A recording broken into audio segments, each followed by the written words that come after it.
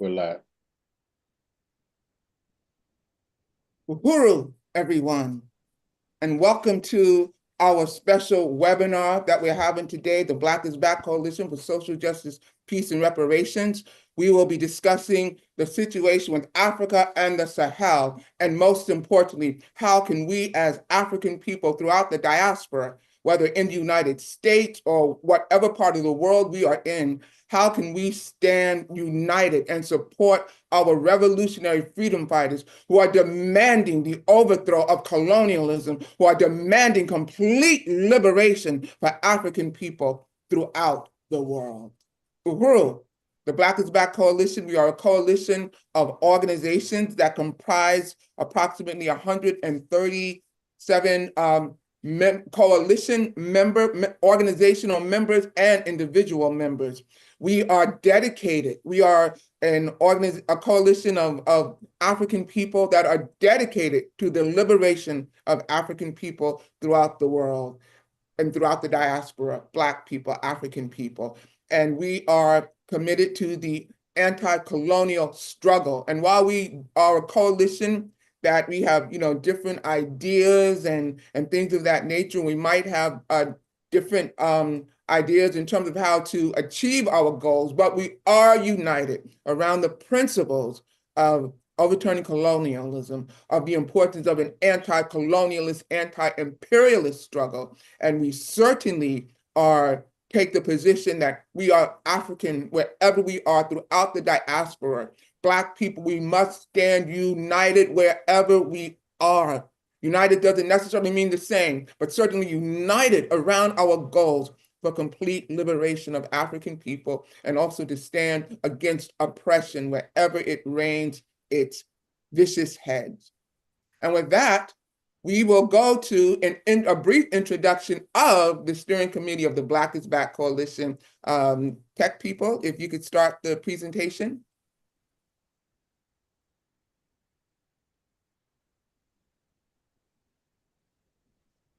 Uhuru, the Black is Back Coalition, we're going to go right now through the steering committee slide.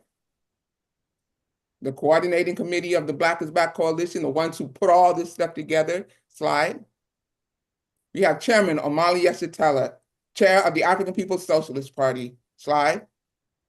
And then moi, Lisa Davis, the Vice Chair of the Black is Back Coalition and the Healthcare Working Group, slide. Zaid Wazdisa, she is our new secretary. Welcome, Sister Zaid. Slide. Nkululeko Sechaba'a, who is the outreach coordinator. Slide. Ikenge Mayeli. Slide. And now the steering committee members.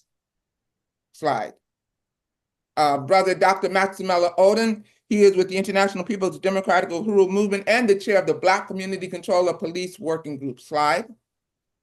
Sister Betty Davis of the New Abolitionist Movement, and she's also the chair of the Black Community Control of Education Working Group. Slide.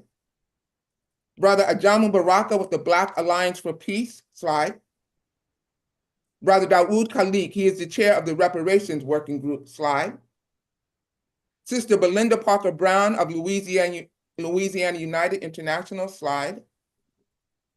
Reverend Edward Pinckney, he is with the Black Autonomy Network Community Organization known as BANCO. Slide. Brother Jihad Abdulmoment with the Jericho Movement, and he is one of the chairs of the Political Prisoners Working Group within the Black is Back Coalition. Slide. Sister Yejide Orunmila, she is the president of the African National Women's Organization known as ANWO. Slide. Brother Life Malcolm with the Black People's Advancement and Defense Organization. Slide. Brother Zaki Barudi, President General of Universal African Peoples Organization. Slide. And the Joko Collective, which consists of Pastor Thomas, Yusuf Imhotep, and Jamila Feimster. Slide. Amanda Wallace of Operation Stop CPS. Slide. Brother Paul Pumphrey, co-founder, Friends of the Congo. Slide. Robert Ward Williams, he is the chairman of the Black Panther Party, San Diego. Slide. Brother Cam Howard of Reparations United. Slide. Emmanuel Maku, he's with the Youth Student Working Group. Slide. Brother Sayara Oshoshi, Political Education Working Group, slide. And in memoriam, of course, we always remember and carry our comrades who have traveled forward, who have transitioned forward. We always hold them in our heart. We stand on their shoulders. Slide. Brother Glenn Ford, one of the founding members of the Black is Back Coalition, and also he's one of the founding members of the Black Agenda Report. Slide. Sister Dr. Zaina Crenshaw Loco, she's with Louisiana United International. Slide. And Brother Ralph Pointer, he's with the Lynn Stewart Organization, and he was also one of the chairs of the Political Prisoners Working Group. Slide. And we just want to say, we salute our steering committee, and long live our revolutionary freedom fighters who have transitioned on and have moved on. We stand in honor of them and in their memory. Uhuru, slide. And you should just know the 19-point platform of the Black is Back Coalition for Self-Determination. Take a moment and review that platform. And this is an organization that anyone that of African descent, Black people who are committed to the liberation of our people should join. Slide. And with that, we are going to get right down to what we are here for, this very important political discussion. And the format is going to be such that we will start by reading the bios and introducing the people who will be participating in the panel. And from there, we will have an open discussion about this very important issue. And Omali Yeshitela, he is the chairman of the African Socialist International and the African People's Socialist Party, one of the founding members of the Black is Back Coalition. I'm always honored to read all of these bios on behalf of my comrades. From the day he tore down the racist mural from City Hall in St. Petersburg, Florida in 1966, Chairman Omali Yeshitela has never stopped fighting for the liberation of African people everywhere. In the heat of the revolutionary struggle during years in prison for his political work, Chairman Omali Yeshitela developed the theory of African internationalism that understands the world through the eyes of the African working class. In 1968, he founded the Burning Spear newspaper, which is still published today, and he has authored numerous articles, pamphlets, and booklets. He has led countless campaigns in the name of the African working class, including the community control of housing that won over 22,000 votes in Oakland, California in 1964. He made reparations a household word with the International Tribunal on Reparations for African People, which was held in Brooklyn, New York in 1982. The chairman founded the International People's Democratic Uhuru Movement in 1991 as a revolutionary mass organization to defend democratic rights of the African working class. The party also launched Black Star Industries to bring in the economic development institutions under the party that African people need. And today, Chairman Omali Yeshitela stands as the leader of the African Socialist International, speaks to his growing base around the world, and leads the worldwide movement for the liberation of African people everywhere. We have Brother Luesi Kinshasa, who is with us. He is the Secretary General of the African Socialist International and Director of International Affairs. Brother Luesi was born in the Congo and currently lives in exile in London, where he presides over the African People's Socialist Party organizations on the ground in Africa and throughout Europe. S.G. Luesi's regular column in the Burning Spear newspaper analyzes current events and developments on the continent of Africa from an African internationalist perspective. He publishes a bilingual version of the Spear in French and English for distribution in Africa and Europe. Fluent in 4 languages, Brother Luesi has traveled, written, and spoken extensively throughout the world and is well known and respected in London, especially among the large Congolese activist community there. We have with us also, as part of this important panel discussion, Brother Paul Pumphrey, and he has been an organizer and activist for over 40 years. He is co-founder and member of the board of directors for Friends of the Congo, and which is a nonprofit advocacy organization based in Washington, D.C., which also deals with human rights and grassroots institutions. established in 2004. He works to bring about peaceful and lasting change in the Democratic Republic of Congo, formerly known as Zaire, and he's also a member of the Black is Back Coalition. We also have with us, Sister Jacqueline Williams, who is the daughter of freedom fighters and abolitionist born into the revolutionary struggle for freedom and justice. In 2021, she co-founded a 501c3 private foundation, Trapped Voices, Inc. That same year, Jacqueline organized with local DC organizations the prison-led Shut 'em Down national demonstration in Washington, DC during Black August with the goal of amplifying the voices of political and politicized prisoners. Aside from her parents and the rest of her ancestors, Dr. Mutulu Shakur is one of her heroes and inspiration, who, as her mentor, gave her the moniker Revolutionary R&B Baby. And we also have with us today our comrade, Brother Kafiri Mugari. He is a member of the African People's Socialist Party and served as its director of organization on the African continent. He is also the president of the International People's Democratic Uhuru Movement in South Africa. He was born and bred in South Africa, spending his entire upbringing in the townships of Johannesburg. In 2013, he was only 20 years of age when he was introduced to the Uhuru movement by fellow university students and officially joined the African People's Socialist Party in 2015 during a visit by a delegate of the party led by S.G. Luwezi Kinshasa.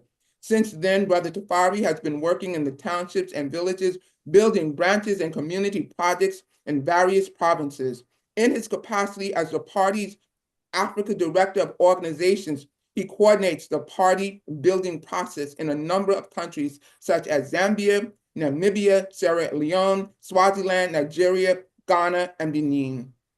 Again, comrades, welcome to this very important webinar in which we are going to be talking about the situation going on the continent and how we can support the revolution from wherever we are. And we want our revolutionary comrades to know we are with them. One Africa. One nation. One nation, one Africa. Uhuru. Uhuru. Uhuru. Yes. Now, let's just get right down to what is going on. As we know, there's a crisis throughout the continent. And we want to be able to open this up to our panelists and to help those who are watching, those who are listening, understand the significance of this moment and what is going on. And our focus is certainly going to be on the Sahel, but we will also be getting into other issues. So that's one of the first questions I would like to open up with asking our panelists and what they think about the current crises, and then we'll get into more detailed conversations. We'll start with you, Brother Chairman. Uhuru, I'm quite surprised to be at the beginning. I think that we have people in this meeting who are extremely well informed when it comes to the situation specifically within the Sahel region. I just want to, first of all, express my appreciation to the Black is Back Coalition for making this event happen. It's an extraordinarily important event, and it's an instance where African people are paying a lot of attention all around the world. When we see what's happening in the Sahel region of Africa and pushing first France, and then it seems like it's something that's involving other entities, other of these state-like entities in Africa, demanding that European and French and European military forces leave those areas. I want to appreciate the coalition and the steering committee of the coalition. People who heard the list of those people on the steering committee can appreciate the fact that they are forces who have been committed to the liberation of our people for a long time and actively involved in making the struggle to free us. And that I I would just remind people also that the coalition itself was created for the purpose of reuniting and giving general direction and definition to the U.S. front of the African liberation movement that was militarily crushed by mass and targeted arrests and assassinations and imprisonments in the late 1960s and early 1970s. And that implicit in the name of our coalition is the resurrection of the struggle for our liberation that European colonialism attempted to snuff, to wipe out. Black is back. That's a definitive position point that we want to make over and over again, that it was not a casual characterization of organization, that the government, the colonizers had attempted to wipe out any evidence that there was a struggle of Black people as Black people to win our freedom, our liberation. And though they've done everything with imposing neocolonial solutions on us that was about something other than being Black, that could not recognize the significance of Africa and African liberation. So Black is back. I want to say that. And also, I want to make the point that while we talk about a crisis that's occurring all over Africa today, that the reality is that the crisis that we're experiencing is something that is at least 600 years old. We're talking about a crisis that established the whole capitalist system itself on the foundation of African enslavement, forced dispersal all around the world.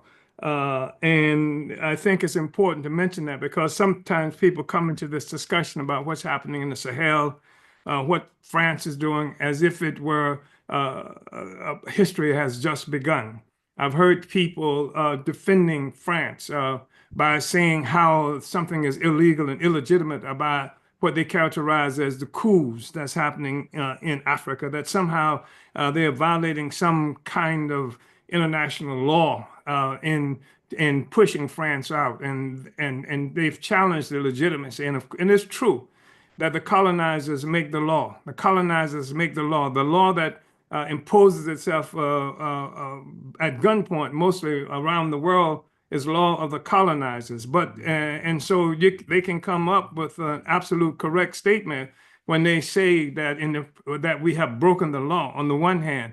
But the other hand is that while the colonizers make the law, colonialism itself is illegitimate. So the laws of the colonizers rest upon an illegitimate foundation of our oppression, our murder, the rape and pillage. And these laws are laws that would obscure that reality or push that reality out of existence in the consciousness of the peoples of the world. I would like, if I may, because I know that there are people who are going to speak more specifically about what's happening in the Sahel and with France. France is a brutal, murderous entity that has posed around, it's put itself forward around the world as this genteel, highly cultured population, renowned for its sidewalk cafes and the Eiffel Tower, all of which were purchased in the blood of Black people, whether it's in Haiti, whether it's in the Caribbean, whether it's all over Africa and what have you. This is the reality that we're talking about. I want to just quote quickly, and this I know is going to be problematic for a lot of people, but in the founding of the African Socialist International, which was pursued by our party many years ago to reunite the struggle of African people, but on a higher level, to reunite the struggle of African people under the leadership of the African working class, with the assumption that it's more than independence that we have to have. But independence, you look all over Africa, you see what is characterized as independence, but the conditions of the people have not advanced at all. In many instances, the conditions have got worse. So the African Socialist International is something that we talk about the African working class coming to power collectively all over the continent of Africa. And that this is because the consequences have to be more than independence, but it has to be a transformation of the actual conditions of existence of Black people, real transformation. So, and a conference to build the African Socialist International that we held in London on July 16th through 18th in 2004. I just want to quote something from this pamphlet that I think is really important, because this is actually like the political report that was adopted by that conference in 2004. And we start off by indicating we speak to this quote by Kwame Nkrumah, who says that our continent, and this is from Africa, this is, I think, from, was it Africa Must Unite? Yeah, he says, our continent gives us the second largest land stretch in the world. The natural wealth of Africa is estimated to be greater than that of almost any other continent in the world. To draw the most from our existing and potential means for the achievement of abundance and a fine social order, we need to unify our efforts, our resources, our skills, and intentions.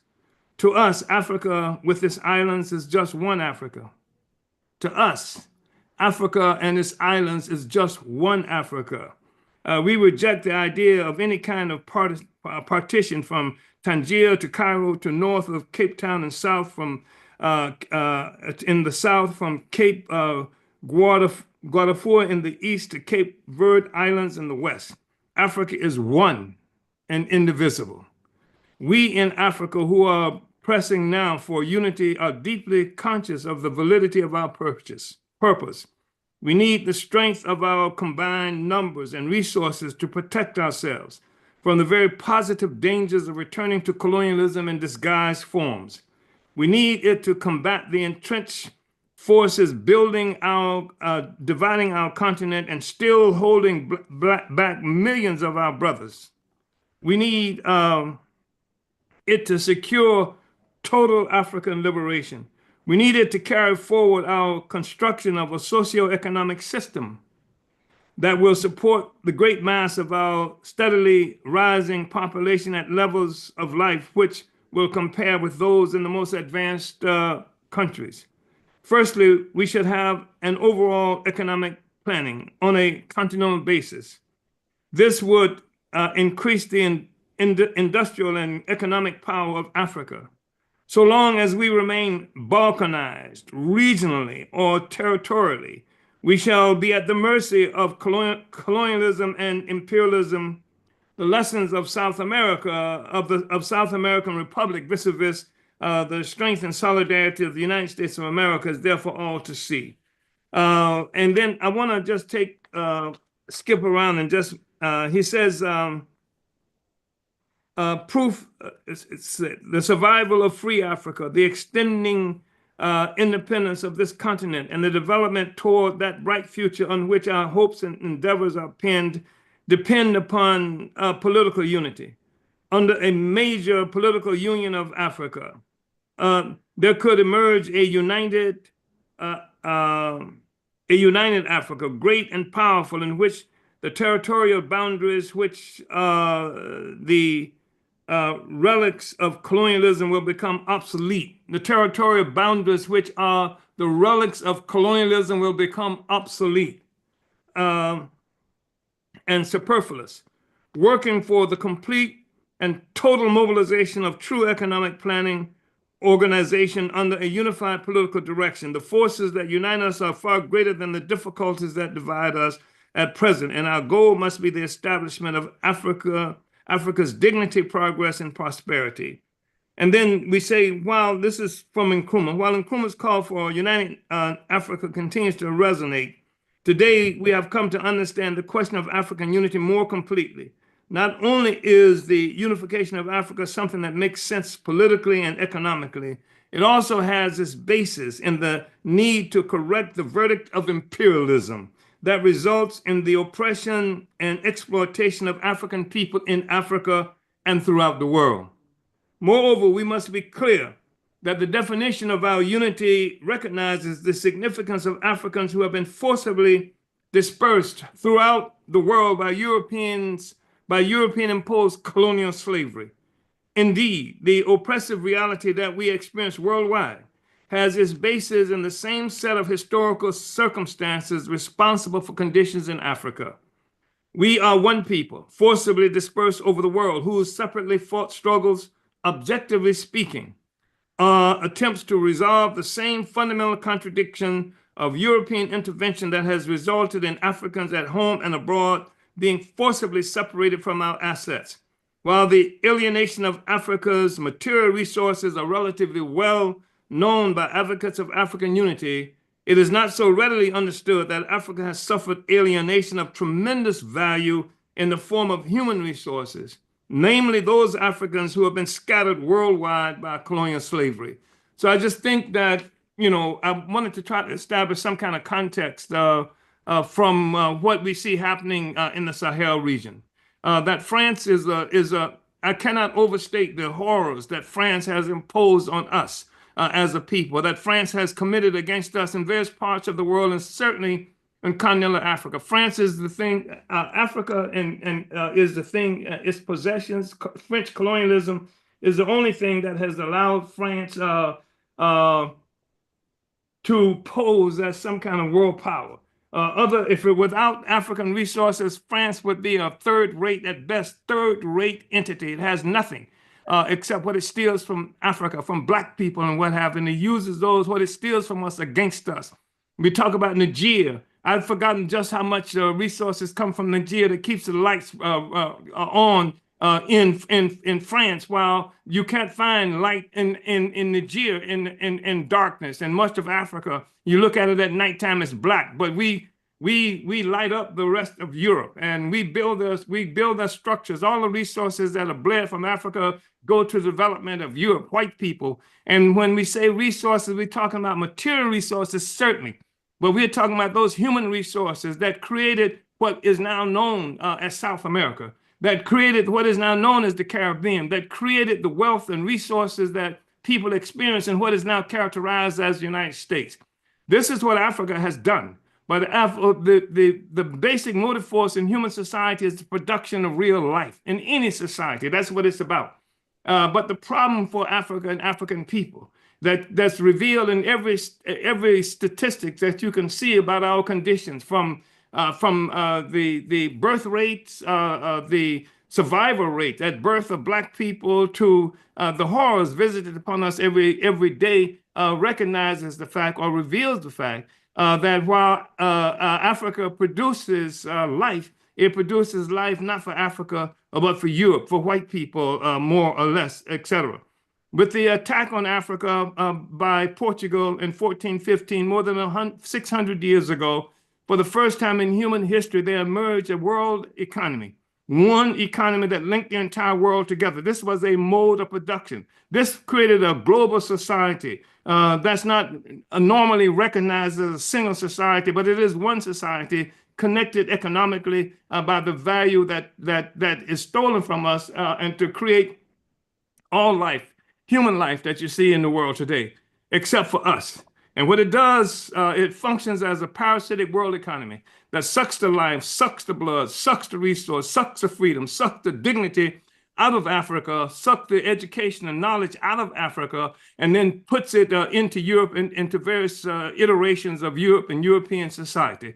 So this is what I wanted to just say, going into this discussion about what's happening and how France, which is again a second-rate entity, with the arrogance that you see, them coming and speaking in African spaces, the leaders and presidents talking about how without France, how backwards Africa would be. We should be thankful for French colonialism. We've heard French presidents make the statements, we should be thankful for French colonialism, but we've heard it said here in the United States. I've heard people who are Christians, I'm giving this as an example, who can say that slavery, African enslavement, was good because it brought Christians religion to us, salvation to us, and this kind of thing. So there is interwoven throughout the whole social system globally this notion of the ideas and things like that justifies the existence of the social system, the oppression of our people,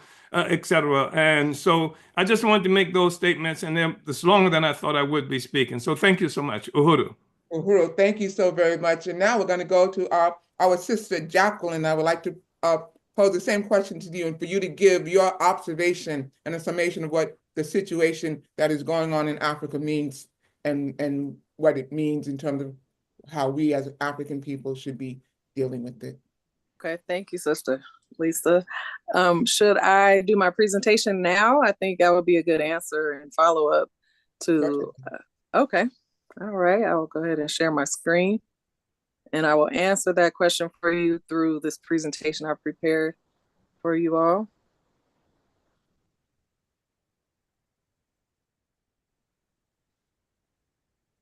All right, let me get it together here. Okay, so to answer how I think that we should be responding to the situation, the crisis in Africa, and specifically the Alliance of Sahel states in West Africa, I just want to share this information here. Topics of interest, I'm going to just go over briefly, very briefly, talk about decolonization, diplomacy and defense, development, and of course, the distractions that keep us from knowing all of these things that are going on. And I would be remiss to not mention the inspiration and behind a lot of the energy that's happening right now is our beloved president, former president, Thomas Sankara of Burkina Faso. And he's the person who named Burkina Faso.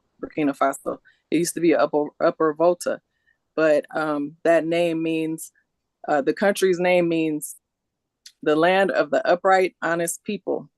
So he is the inspiration behind a lot of what is happening.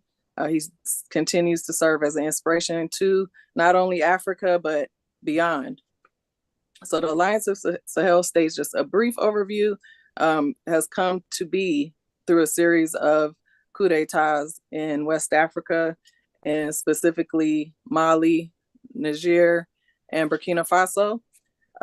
On September 16th of 2023, they signed a mutual defense pact saying that an attack on one is an attack on all of us. And they began to, hold on one second, I'm sorry. Began the process of aligning, I'm sorry.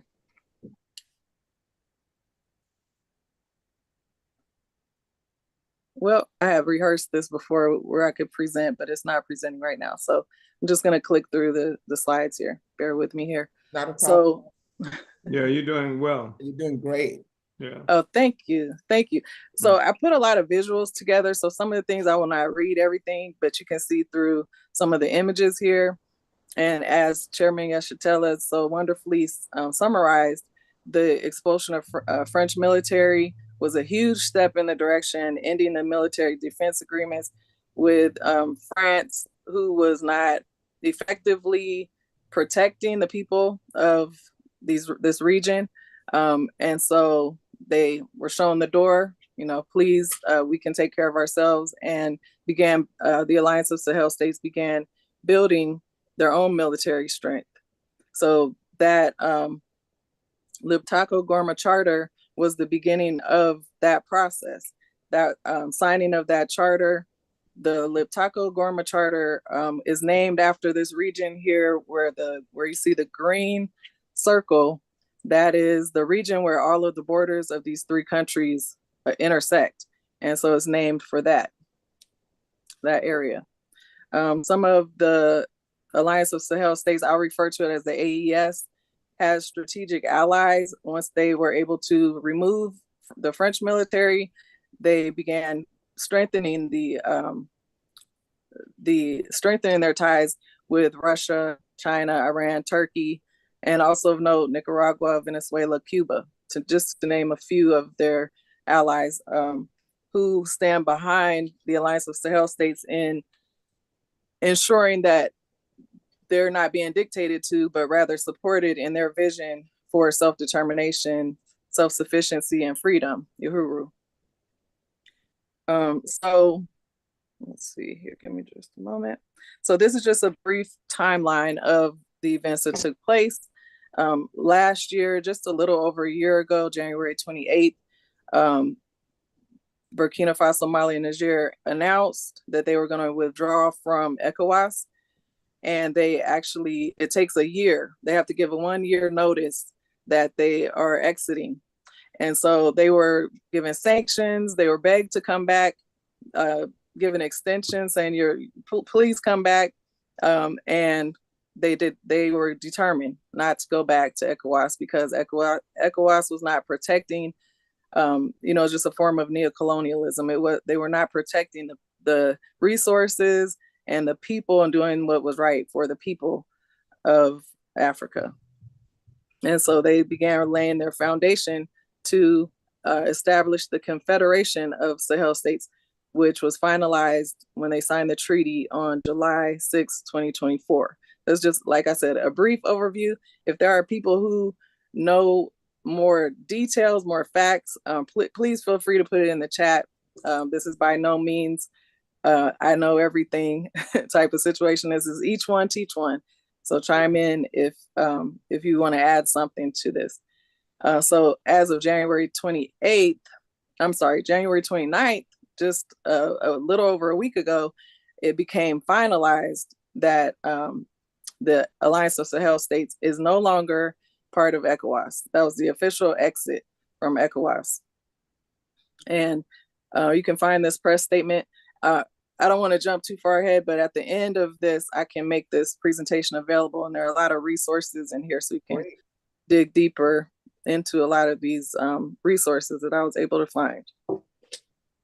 So some of the countries that are surrounding neighboring countries of Burkina Faso, Mali, and Niger that are either potentially considering leaving ECOWAS or have kicked out the French military in their respective countries or been supportive in some other way, such as when the sanctions were put against the AES. These were countries that were on the coastal, coastal countries that were friendly to the AES because the AES is landlocked. And so these were countries, specifically Guinea and Togo, were friendly in allowing trade to still come through their countries to get to the AES. So that's major. So I say we, if people who are really watching this and paying attention, there's talk that we're seeing about other countries that may leave ECOWAS and join the AES, but it's speculation at this point. Let's see. Okay, so just keep an eye. Things are happening really fast in this area. News coming out every day, every week. So it's a full-time job really at this point to keep up with everything that's going on because they're doing so many things.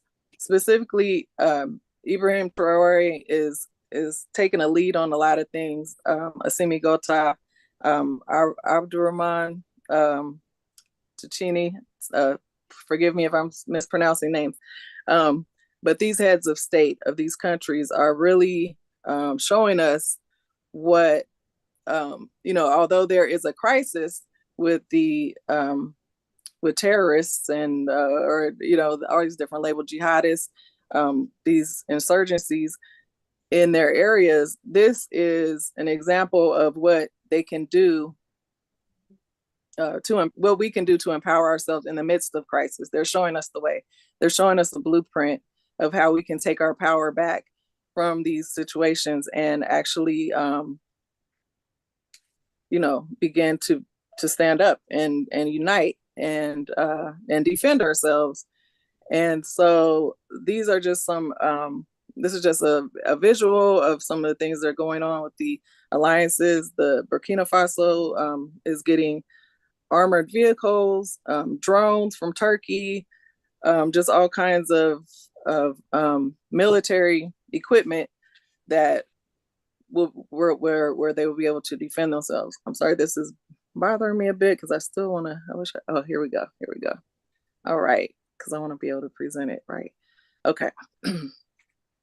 So this is another resource I found from China, from the Ministry of Foreign Affairs, where they're discussing supporting the Sahel again against terrorism and the crisis that we've made reference to before. So to get to be further supported in fighting against terrorism, and to let's see. Well, I'll let you go back and read. There's a whole thing you can read about that.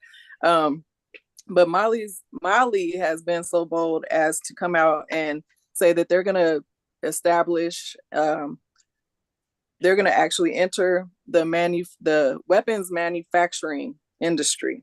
So, just one moment. Very bold move on behalf of Mali. Bear with me here. All right.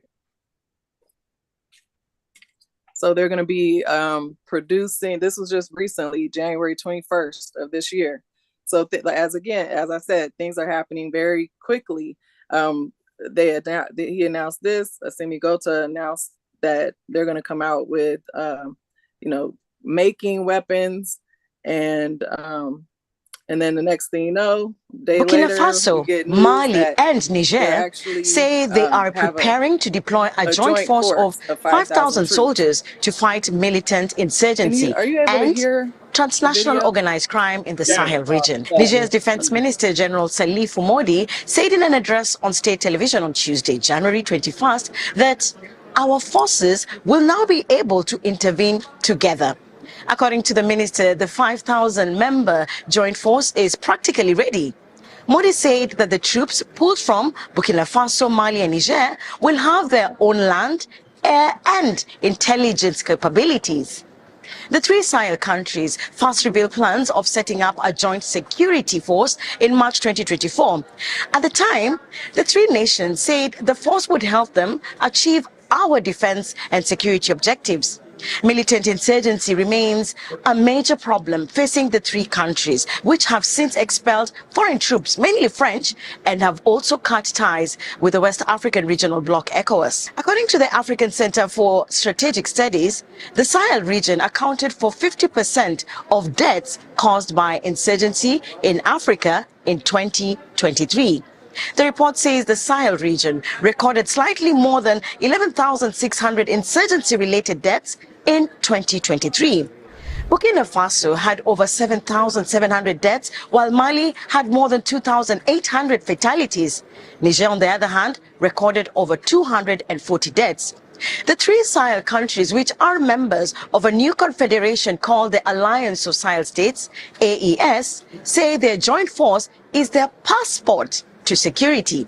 The Sahel nations are yet to give an exact date on when the joint security force will start operations. So again, a lot of strategic moves that the Alliance of Sahel states are making. Another strategic move is in the space industry. So they have satellites that they'll be launching that was already established as a plan, and Traore is definitely following up and following through with that plan. That's not only for defense purposes, but also for agricultural purposes. That this information that they'll get from the satellites will help track weather systems and water tables, and it will effectively help them establish some kind of actionable steps toward countering the climate change that's taking place. So all of these sectors are being developed, and it's just wonderful to see this plan coming together. So we really have to keep an eye on this. In the energy sector, these countries where, as Chairman Yeshitela referred to, a lot of the rural and urban areas in these countries do not have electricity, do not have access to electricity, but they're working on that. So their plans are to establish 95% electricity supplies in urban areas, 50% in rural areas within the next 5 years. And there's a whole paper about that I will be happy to share at the end of this presentation. So I'm going to go ahead and play this video. Yes. You know, just very insulting. But Traoré always has a Il a good aussi clapback. insulté tous les Africains. Je crois qu'on a oublié de nous dire merci. C'est pas grave, ça viendra avec le temps. Il y a une partie qui a retenu mon attention, là où il parlait d'ingratitude. L'ingratitude, je suis bien placé pour le savoir, c'est une maladie non transmissible à l'homme. Lui, il est humain, notre ingratitude n'est pas transmissible à lui. Voilà comment ce monsieur voit l'Afrique, voit les Africains. Nous ne sommes pas des humains à ses yeux. Je pense que s'il n'est pas athée et qu'il prie, à chaque matin qu'il se réveille et qu'il prie, il devrait aussi prier les Africains. Parce que c'est grâce à nos ancêtres qu'il existe aujourd'hui une France. Il devrait nous prier. Right. Wonderful. I love it. So the quote, thankful that they came and got us out of the continent of Africa and enslaved us. Oh, yes. Yes. We should have gratitude. Yeah. Right. So the nerve, you know, the audacity. So I would like his response. So, and there's a speech actually here. Let me go back. I got this quote from a speech that was given at the first inaugural summit of the Alliance of Sahel States last July. And I definitely recommend everyone check out that speech. It's about 11 minutes long, the best 11 minutes I've spent in a long time. Just a wonderful speech talking about the plans, and it's something that can energize us to just see what the vision is and how we can be a part of it. Il a aussi insulté. Okay, so other things that are happening. There's talk about establishing a single currency, a common currency, AES common currency, and getting rid of the CFA franc. That's a huge controversy. So that's another thing we need to keep our eyes on. Something I noticed while I was researching was this French minister who was in power or in place from January of last year to September, Stéphane Séjourné. He didn't last long. It appears that he said that we are no longer in governance. We no longer have reserves in France to guarantee the currency. So it appeared that he was in agreement that the CFA franc should no longer be used as the currency in West Africa. But he didn't last long. They got rid of him real quick. So I don't think that's what they wanted to run with. That narrative. Just like what France did to Niger and other francophone countries, right, yeah. They can't trade their resources with anyone. I'm not saying their neighbors now. I mean, anyone in the world without consulting France. Maybe let's say they find a new resources in Niger, which is quite very, very expensive. You know, they can transform their whole country with our resources. Right. They can't just take it to the world market and trade fairly. They have to call France first. Hello, sir. We just discovered these resources in our land. Are you interested in it? France have to review the resources and decide, do I want it or not? Before they say go ahead and sell it. So when are you going to get out of this vicious cycle, as you always refer to? The way that we can get out of this is constantly talking about it, creating awareness. It's very important that the common people, let me say the Western civilians, it's very important for them to be aware about what is going on in Africa. But don't you think that this hole is already... So that was just a really brief overview of the relationship that there has been with these imperialists and colonialism, where France says you not only have to use our currency, but we have first right of refusal for any resources in your country. We want first dibs. We want to be able to pay you, pennies on a dollar, or extract these materials for free.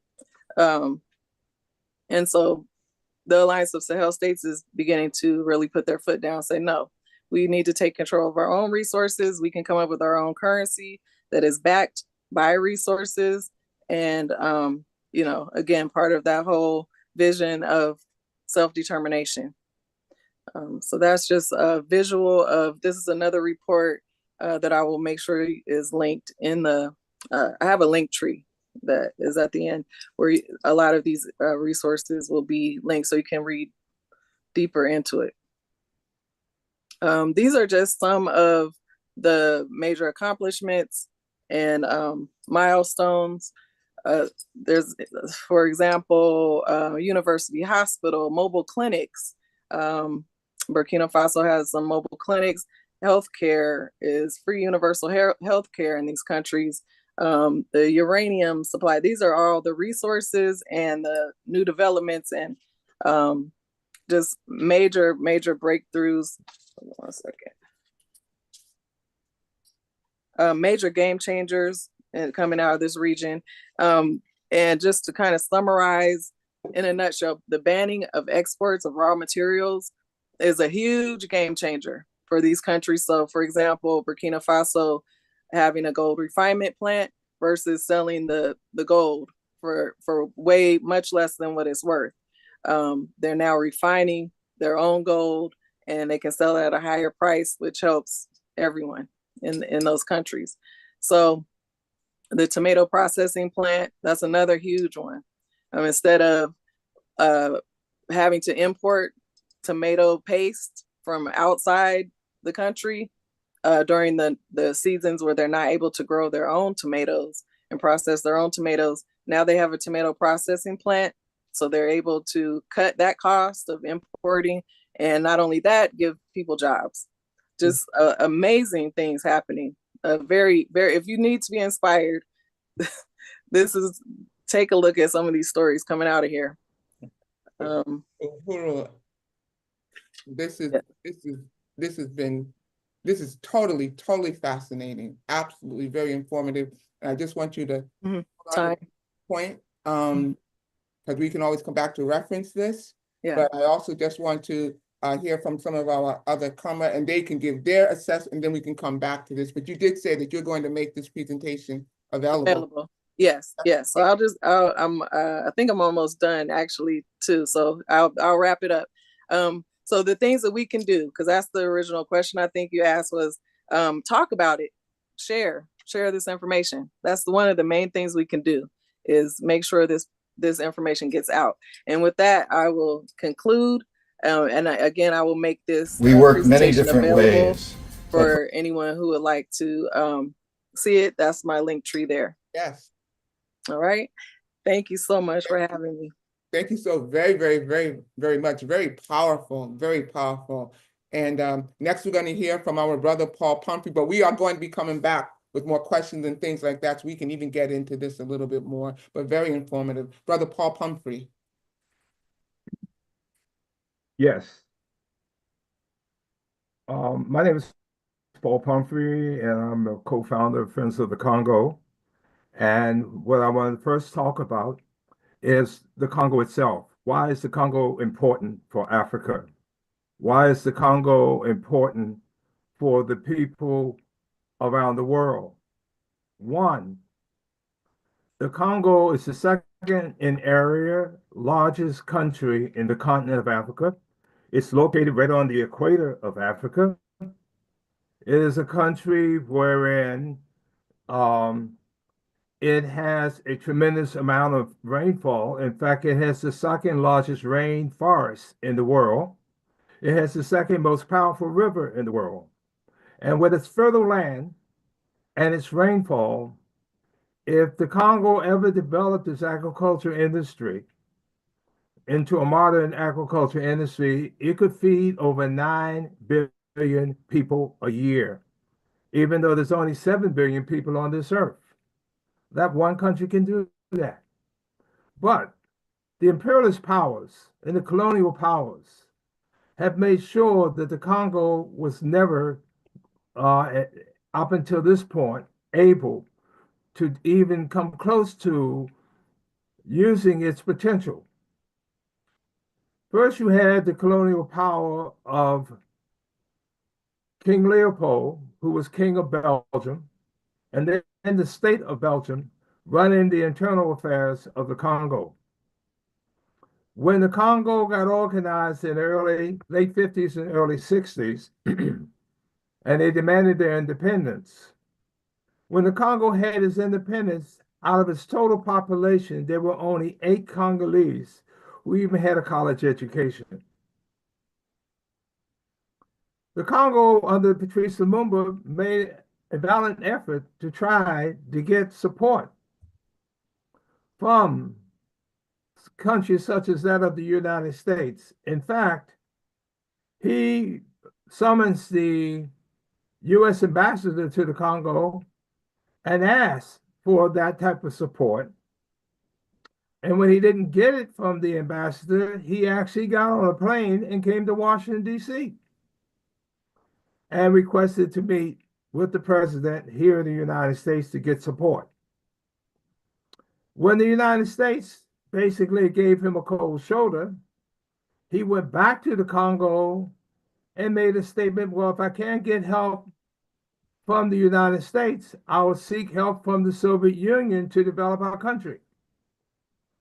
That's when the United States joined in with the Belgians and the NATO nations to, in fact, decide that they would have to get rid of Patrice Lumumba because he was not going to allow them to continue to exploit the Congo as they had been up until their independence. So in less than 6 months, Patrice Lumumba was not only killed, but he and two of his other comrades, their bodies were mutilated and then put into acid so no one even could find any semblance of their bodies after they were destroyed. One of the things in recent history, in the late 80s, United States began to realize the electronic industry and the whole ability of miniaturizing electronics and the raw materials that would be used to create those electronics. And they began to find out using their satellite imagery that the majority of the material called coltan, which was used to miniaturize electronics, if you can remember, for those of us my age, TV, for example, were in a large box because of the heat being generated by the electronic components, such as tubes. But when they got into transistors, what allowed them to do that was a mineral called coltan. And 64% of the coltan in the world was found in the eastern part of the Congo. And when we look at the crisis that's going on in the Congo right now with M23 in Rwanda, it happens to be right in that same region where the coltan is found. And coltan allowed electronics to not have to have a fan to cool it off or a large box like they did with the TVs. You can now have laptops. You can now have cell phones. The original cell phone was probably about 4 times the size of the ones we carry today. But that was because of coltan. They found that the tin that was very useful for soldering of electronics was also found in the Congo, in the eastern part of the Congo. They found that the cobalt used for the batteries that allow for batteries to last for a longer period of time and hold a charge longer was also found in the eastern part of the Congo.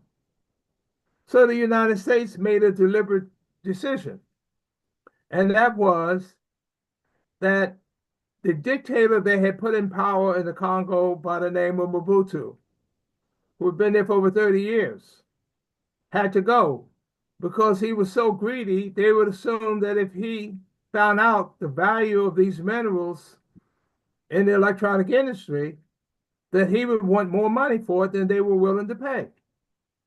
So the US government sent an envoy to the Congo and basically said to Mobutu he had to get up and go. He had to leave the country. And when that happened, you had a situation where Mobutu decided, he said he was not going anywhere, that the Congo was his country. He thought he was King Leopold, that he defined the Congo not as a country he was the head of, but he defined it as a country that he was in charge of. It was his personal property. So then the United States realized they had to do something about that and getting rid of him. But the United States is often, they do not like to be seen as the one being the bad guys.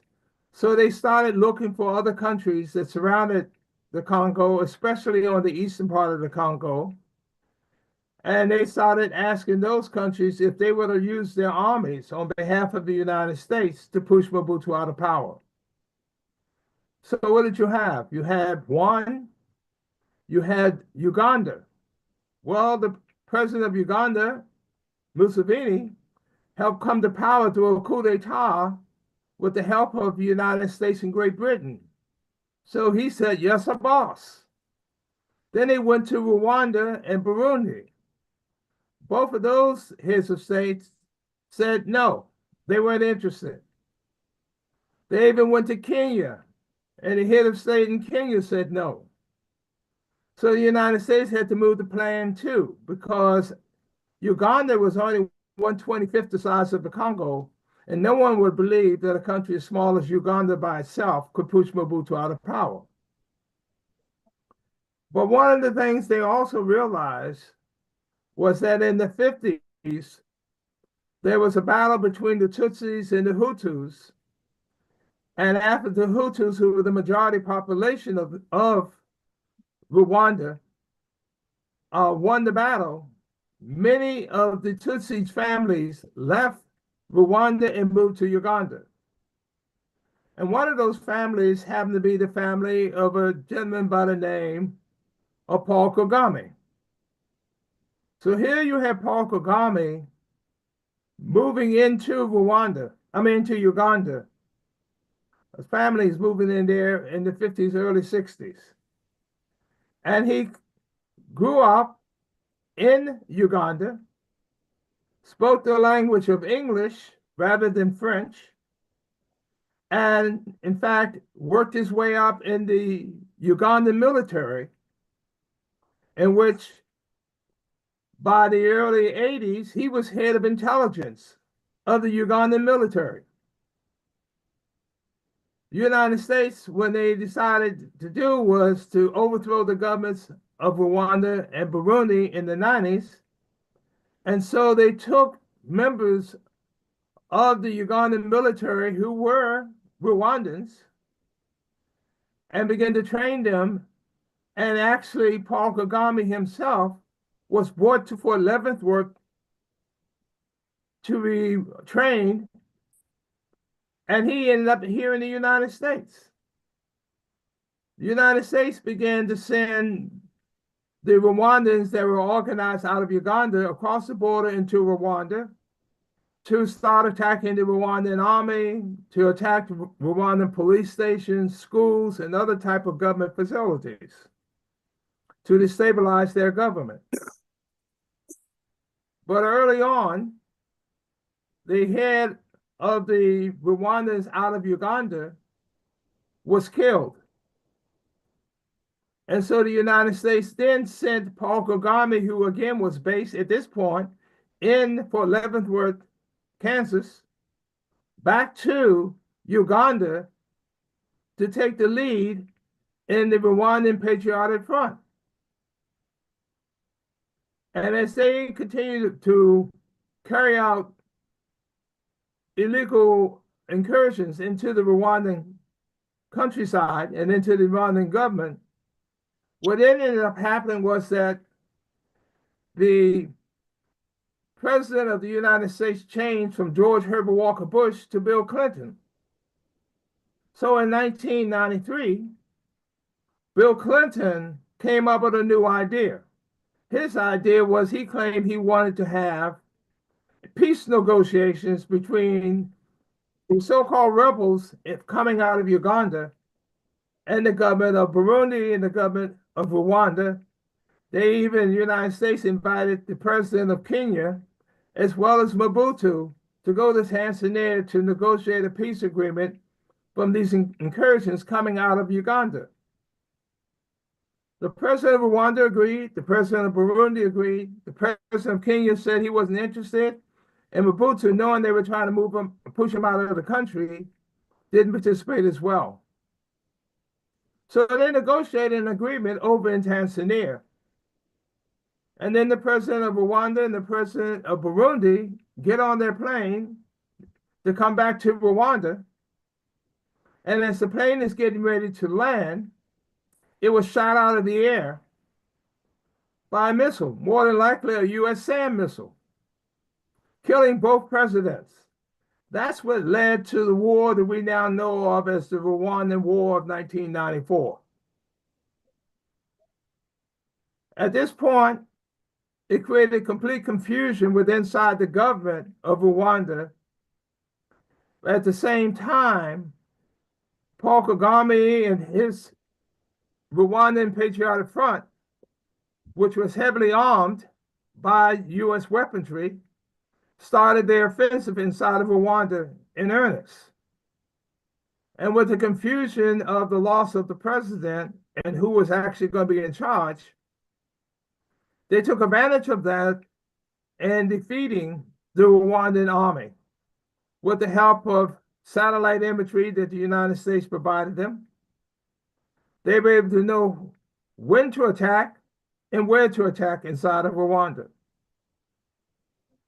So at the end of 1994, when that war ended, Paul Kagame came in and ended up making himself become president of Rwanda. Many of the soldiers and their families that were involved in that war, out of fear of retribution, went across into the Congolese community in the eastern part of the Congo.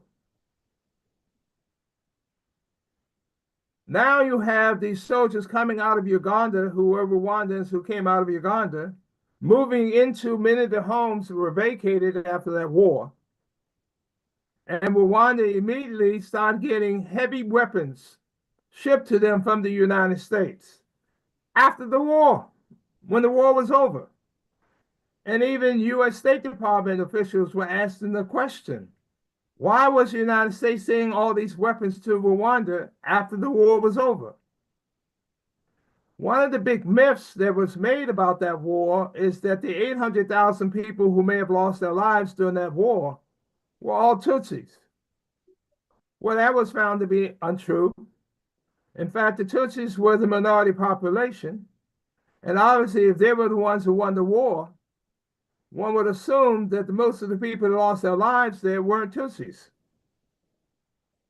Yet, that is by law inside of Rwanda today. If you publicly speak out and say that the people, the overwhelming majority of the people who lost their lives in that country were not Tutsis, that's an offense that will put you in jail. And literally a number of people have actually gone to jail for making that statement. Just to show the idea of the freedom of speech that is not existing in that country today. The United States made Rwanda their darling, and lo and behold, in 1996, the new army of Rwanda and the army of Uganda end up in the central part of the Congo, marching towards the western part where Kinshasa is located, the capital is located, to push Mobutu out of power. And they were successful in doing so. And they brought in a gentleman by the name of Laurent Kabila. Laurent Kabila had been a rebel who had fought against Mobutu right after the assassination of Patrice Lumumba in the 60s.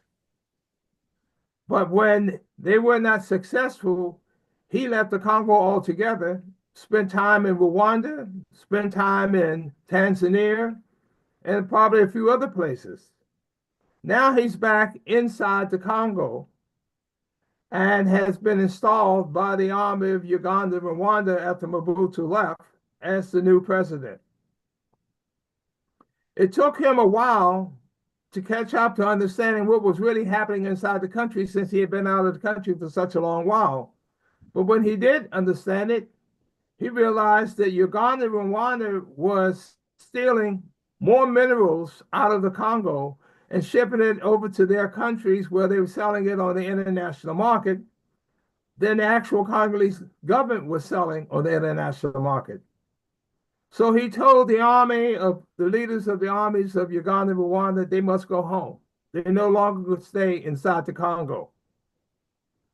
And that's when in 1998, United States once again armed the army of Uganda and Rwanda, flew them back into the central part of the Congo to get rid of the person they had put in only a year or so earlier as president, Laurent Kabila. But by that time, that year that Kabila had been in power, he had developed a relationship with the Southern African coalition of governments. And so he got on the phone and called Robert Mugabe in Zimbabwe, Sam Nujoma in Namibia, and President Santos in Angola asking for military assistance. Zimbabwe sent their Air Force, Namibia sent their troops, Angola sent their troops, and they quickly defeated the army of Uganda and Rwanda. I'd like to make a point here. Back in 1975, I was co-founder of the Anti-Apartheid Movement USA, and I worked with the UN representatives of SWAPO at that time. When SWAPO got its independence, the UN representative of SWAPO by the name of Theo Ben-Guerre became the Prime Minister of Namibia. And he told me himself that when his troops went to the Congo, he went with the troops.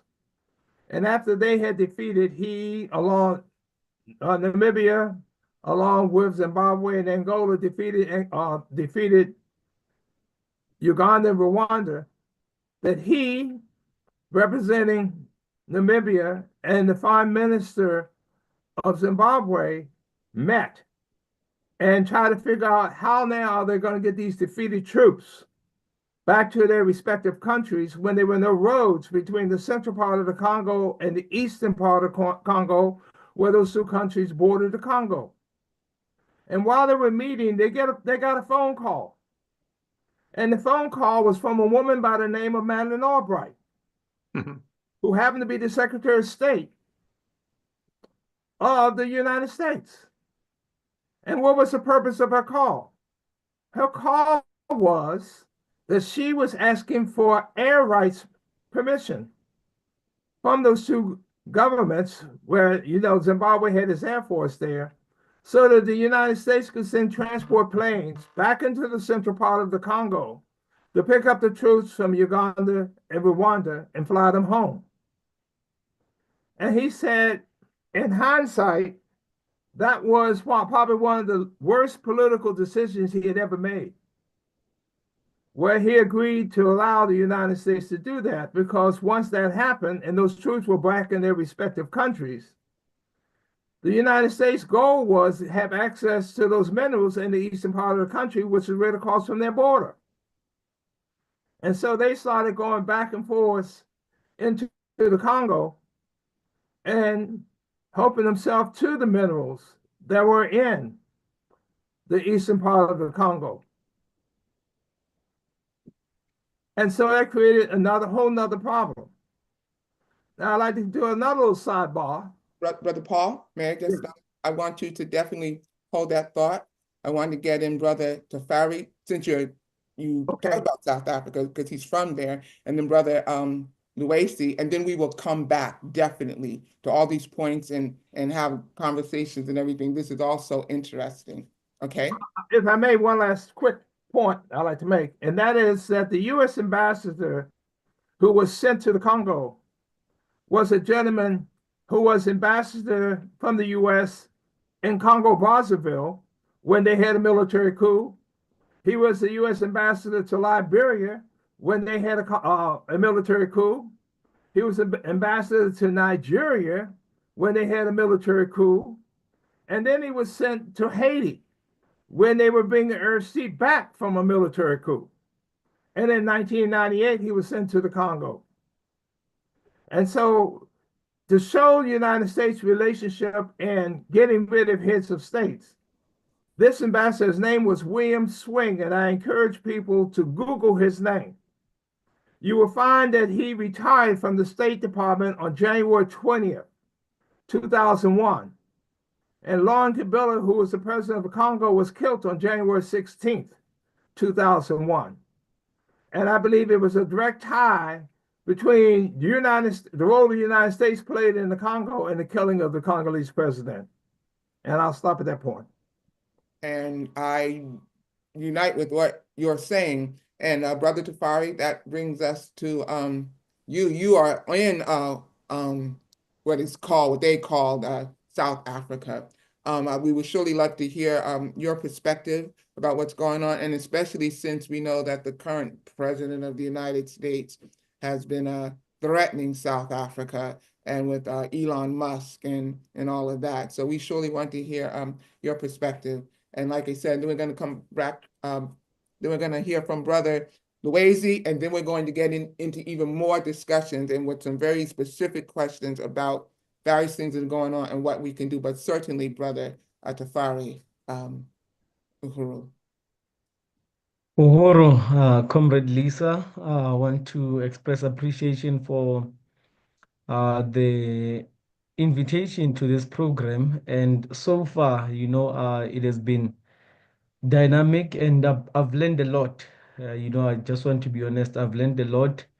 And but when you look at the presentation by Comrade Jacqueline, everything that the chairman said, Comrade Paul Pumphrey, it's all of these things, they just bring us, as the African nation, to the realization that we have to consolidate our struggle from wherever we are. You get to see that imperialism has a general policy to, oppress African people, control our minerals, and even direct within these micro states, these colonial states of South Africa, Niger, and Burkina Faso, and whatever, to direct the policy, even if they say we have parliaments, the South African parliament, the Zimbabwean parliament, whatever discussions that happen, the resolutions that are taken, they still get influenced by the imperialists. And these states are supposed to be independent, And when you look at what Donald Trump recently said in terms of South Africa, this was a bill that has been under discussion for a long time in South Africa by the neocolonial government of the ANC to say that it has to be, made into a statutory, law, signed by the president, and recently has just signed this expropriation bill to say that, the government can decide to, um,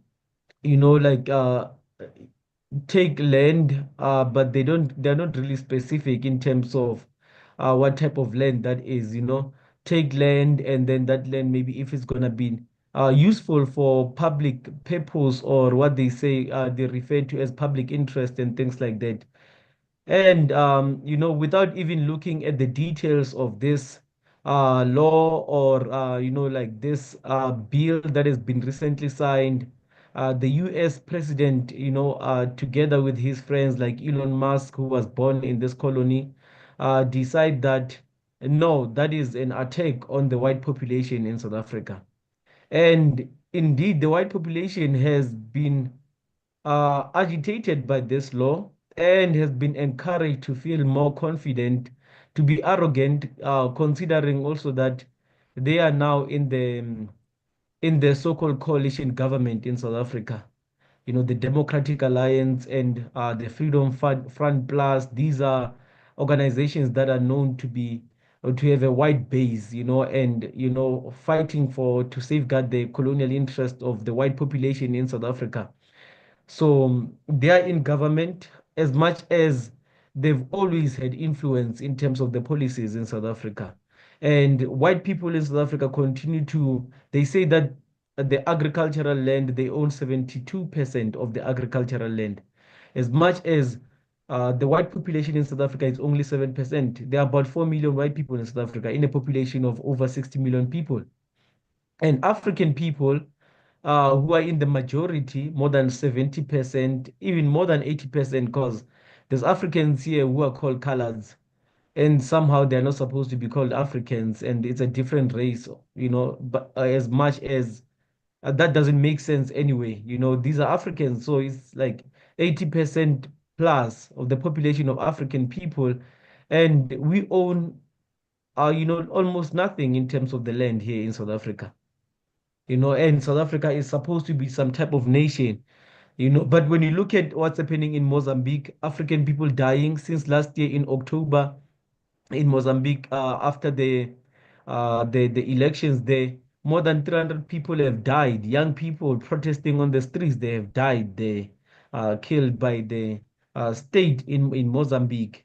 And if you look at the government of Mozambique and you look at the government of South Africa, these are organizations that are supposed to be liberation movements. The ANC was born in 1912. They brag for being the oldest liberation movement in Africa. You have Frelimo in Mozambique, you have ZANU in Zimbabwe, and all these other organizations across Southern Africa. And if you look at Botswana, for example, there's a new political party that has gotten into power there.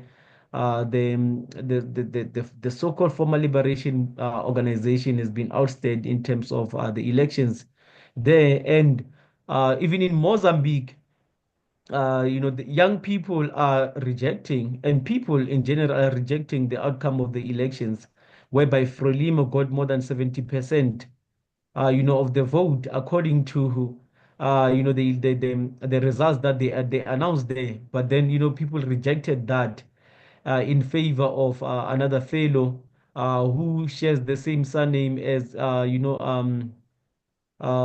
who's this? The former leader of Mozambique.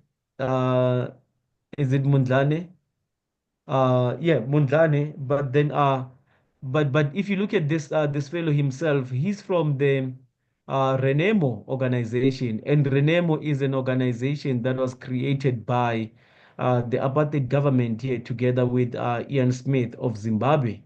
So it was created by the colonizers, and he's from that organization, and he's supposedly the alternative to Frelimo, which has become reactionary in this period right now. Like Chairman said, that these so-called liberation movements have lost their historically derived revolutionary character now in this period of neocolonialism. So what is the alternative in Mozambique? It's another guy who's coming from Renamo, which is an organization created by the colonizers. So you're seeing that we don't really have an alternative in Mozambique in terms of young people. We still need revolutionary organizations throughout the African continent. And I also want to, just to comment in terms of maybe the Sahel, and then you're looking at how the forces in the Sahel, like Comrade Ibrahim Traore, and the forces in Mali and Niger and so forth, the ones that have, that comprise of this, what is it? You spoke about it, Comrade. It's what the Alliance of Sahel State, and they came to power through a coup d'etat.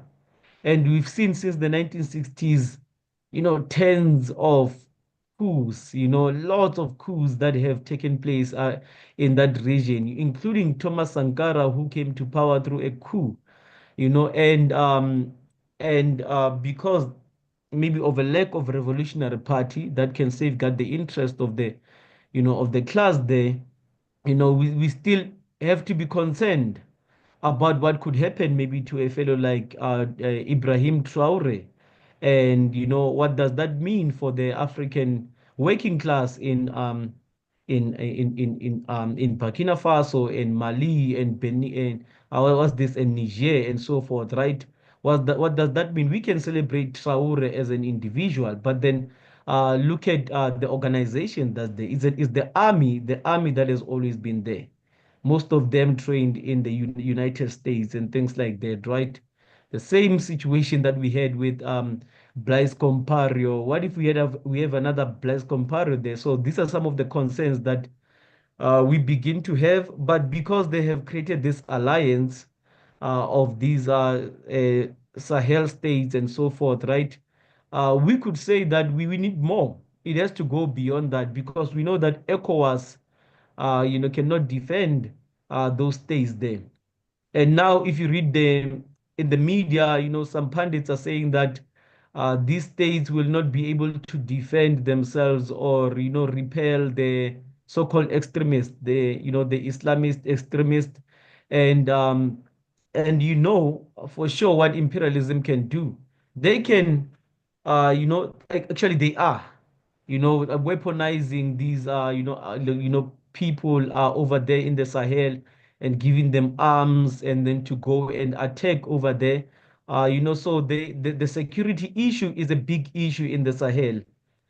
Because like now, France, you should expect France, the United States, and all these forces to create chaos over there. And I don't believe that maybe we do have the capacity. I haven't looked at that, but we may have not have the capacity if the population itself is unable to defend itself, and we have to rely on this military. The military itself can still be infiltrated. So, like if you look at in Southern Africa, we cannot rely on SADC. With these threats by Donald Trump, pulling back on or suspending the US aid, whether we need that or not, and certainly we don't. If Africa is able to look into itself and like the things that you mentioned, Comrade Jacqueline, in terms of what Burkina Faso is doing, where is the market for that, And if we have resources, the expertise, the people, the engineers, and whatever, Africa is a vast nation. We have Africans that have been, snatched from the African continent, and in the US, and some of them that in Europe, some are all over the African continent, and they got skills. They could be engineers in the mines over there in Congo, in Niger, in Burkina Faso. So why do we have to be frustrated about whether Donald Trump is gonna, suspend the U.S.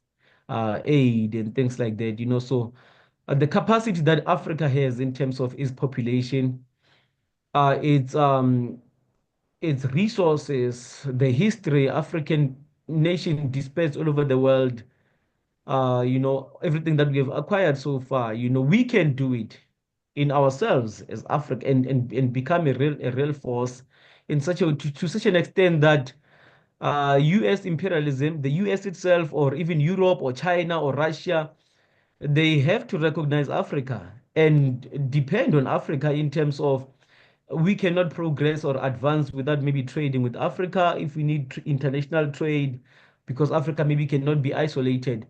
So we have to fight for this consolidation of the African nation and fight for the consolidation of the struggle of African people to recognize ourselves as a nation beyond these microstates. Like if we look at ourselves as Mozambicans or as South Africans, like South Africa is supposed to be a nation that comprises of colonized people together with the colonizers. I live in Forgeville, and just 2 kilometers from here, it's in town, and that's where the white people live there. We only go there to work in their gardens or in their kitchens or in their factories and things like that. So there's no nation here. But then if you look at in the townships, we have Africans from Somalia here. We have Africans from Zimbabwe, Mozambique, Botswana, all over the continent. We live in the townships together. And somehow this person that I live with in the township is a foreigner. And then the one who is in town, the white man, we don't even go to the same funerals, we don't go to the same parties, we don't attend anything together. There's nothing that we have in common with the white population. We don't listen to the same music, but the people from Zimbabwe, Mozambique, and whatever, we listen to Afrobeats, to Amapiano, to hip hop, and whatever together. This is the same nation, but we are told that these are foreigners. And the guy who's supposed to be a member of my nation is the colonizer who doesn't even, recognize me as someone who deserves to own land. So I don't want to say too much, comrades, because I feel like I'm learning a lot, from this panel, and I would like to, to hear more and, just everything and take it to the people, Uhuru, because people don't have access to this information really. Even if it's on Facebook, we have to really spread this thing, encourage people to get access to this stuff. All we have is television out there misleading our people, and this is the knowledge that we need. So I really appreciate being part of this event today, Uhuru.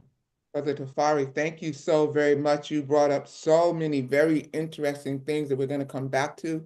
Brother Luesi, we want to hear from yourself, because you were born in the Congo, and I know that you're currently in the UK, and you have so much information to share with us. And also, just as you're talking and giving an assessment of what's going on, we also want to think about BRICS, what BRICS means, and then we want to get back to ECOWAS and what the role of ECOWAS was and why it was so important for the Sahel states to do what they're doing. And then you touched on the military, and of course, Brother Paul, you talked about how the U.S.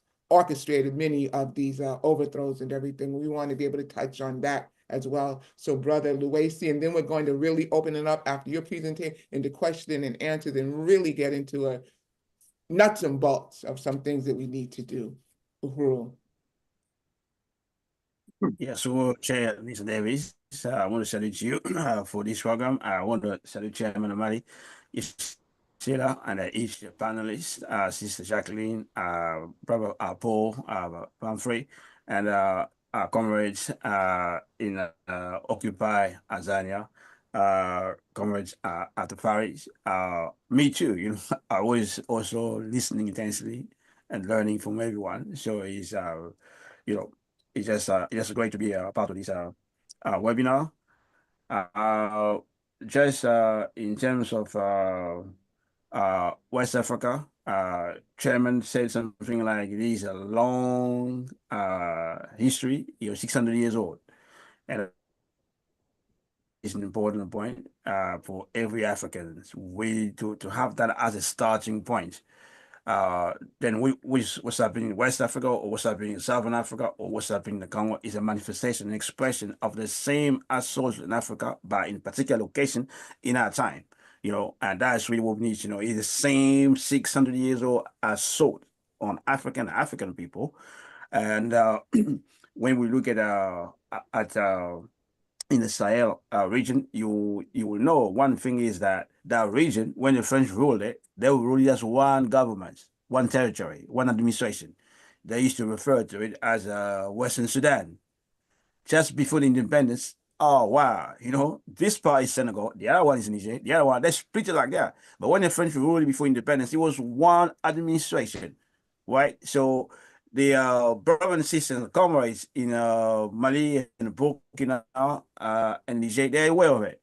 And the fact that they have started by making these three countries together is a good thing. It's a right direction. But I also know it's not enough. But they are aware of it. When you look at the map, you will see that those three countries are landlocked. And landlocked isn't a good thing because you're surrounded by colonial borders. And colonial borders, there are weapons against Africans everywhere.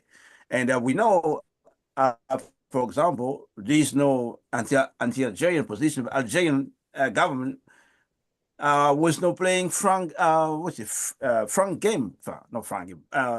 It's not being fair at all because some of the jihadists, the background, what do you call it? When where they retreat to, it's coming from Algeria, and Mali played a big role in support of Algeria war of independence against France. So there is that. For example, right now, Benin The French are busy in Benin, and it's open secret. They're organizing counter terrorist forces to destabilize the three states of Sahel. And in Ivory Coast, more than 10 years ago, the French already established a special school of counterterrorism in Africa. Just imagine, there was no anti-colonial movement known at that time. Why the French have to establish a school like that? And people are saying, you go watch that school. And also the French being kicked out, the US being kicked out of Niger. Where did they go? In Ivory Coast. You know, and that we have to be aware of that. And this year, there will be an election. And a lot of people believe this election is going to be critical because it's between Ouattara, the most loyal French puppet, and Babo. Babo has nothing to lose.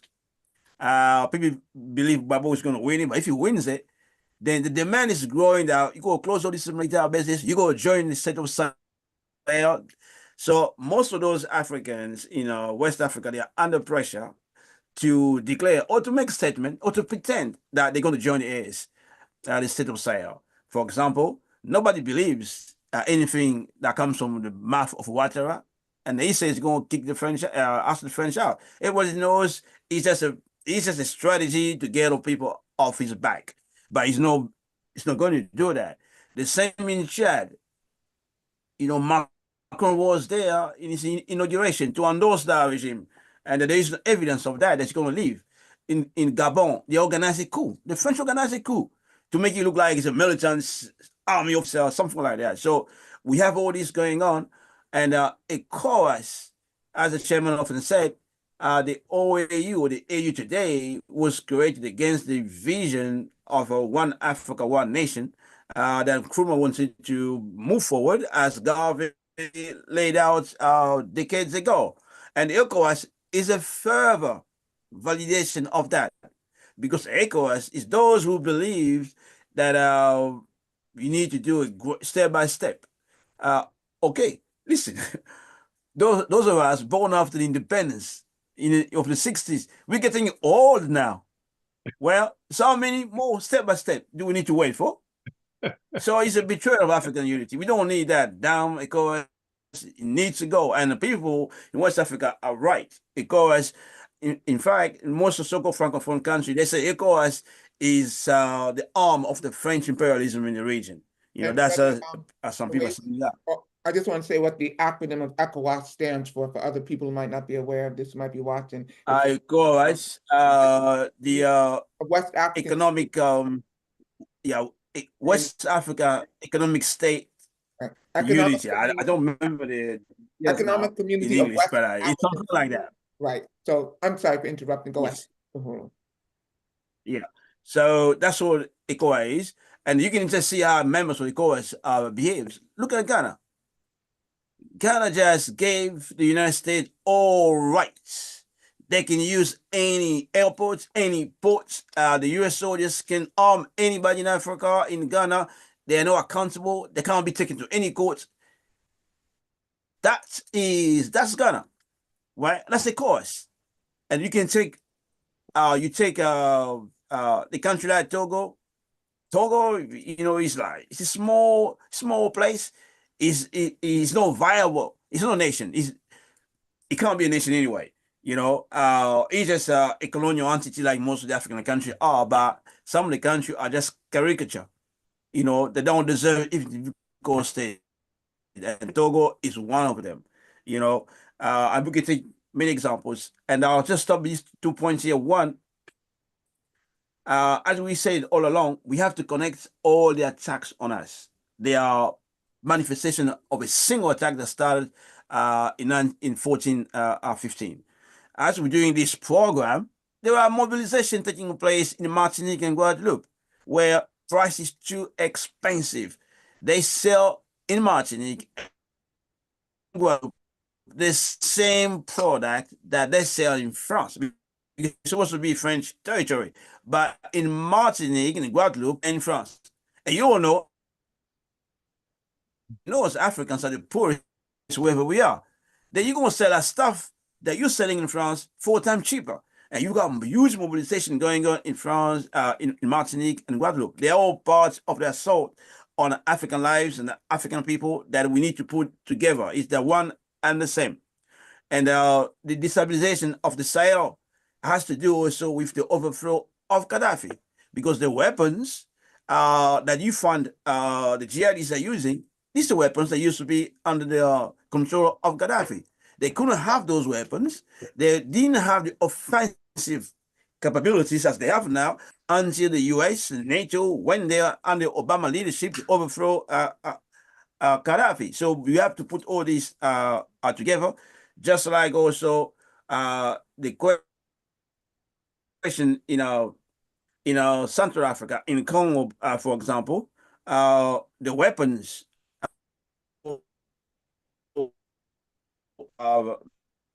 mentioned the weapons that the government of Rwanda was accumulating just after the war.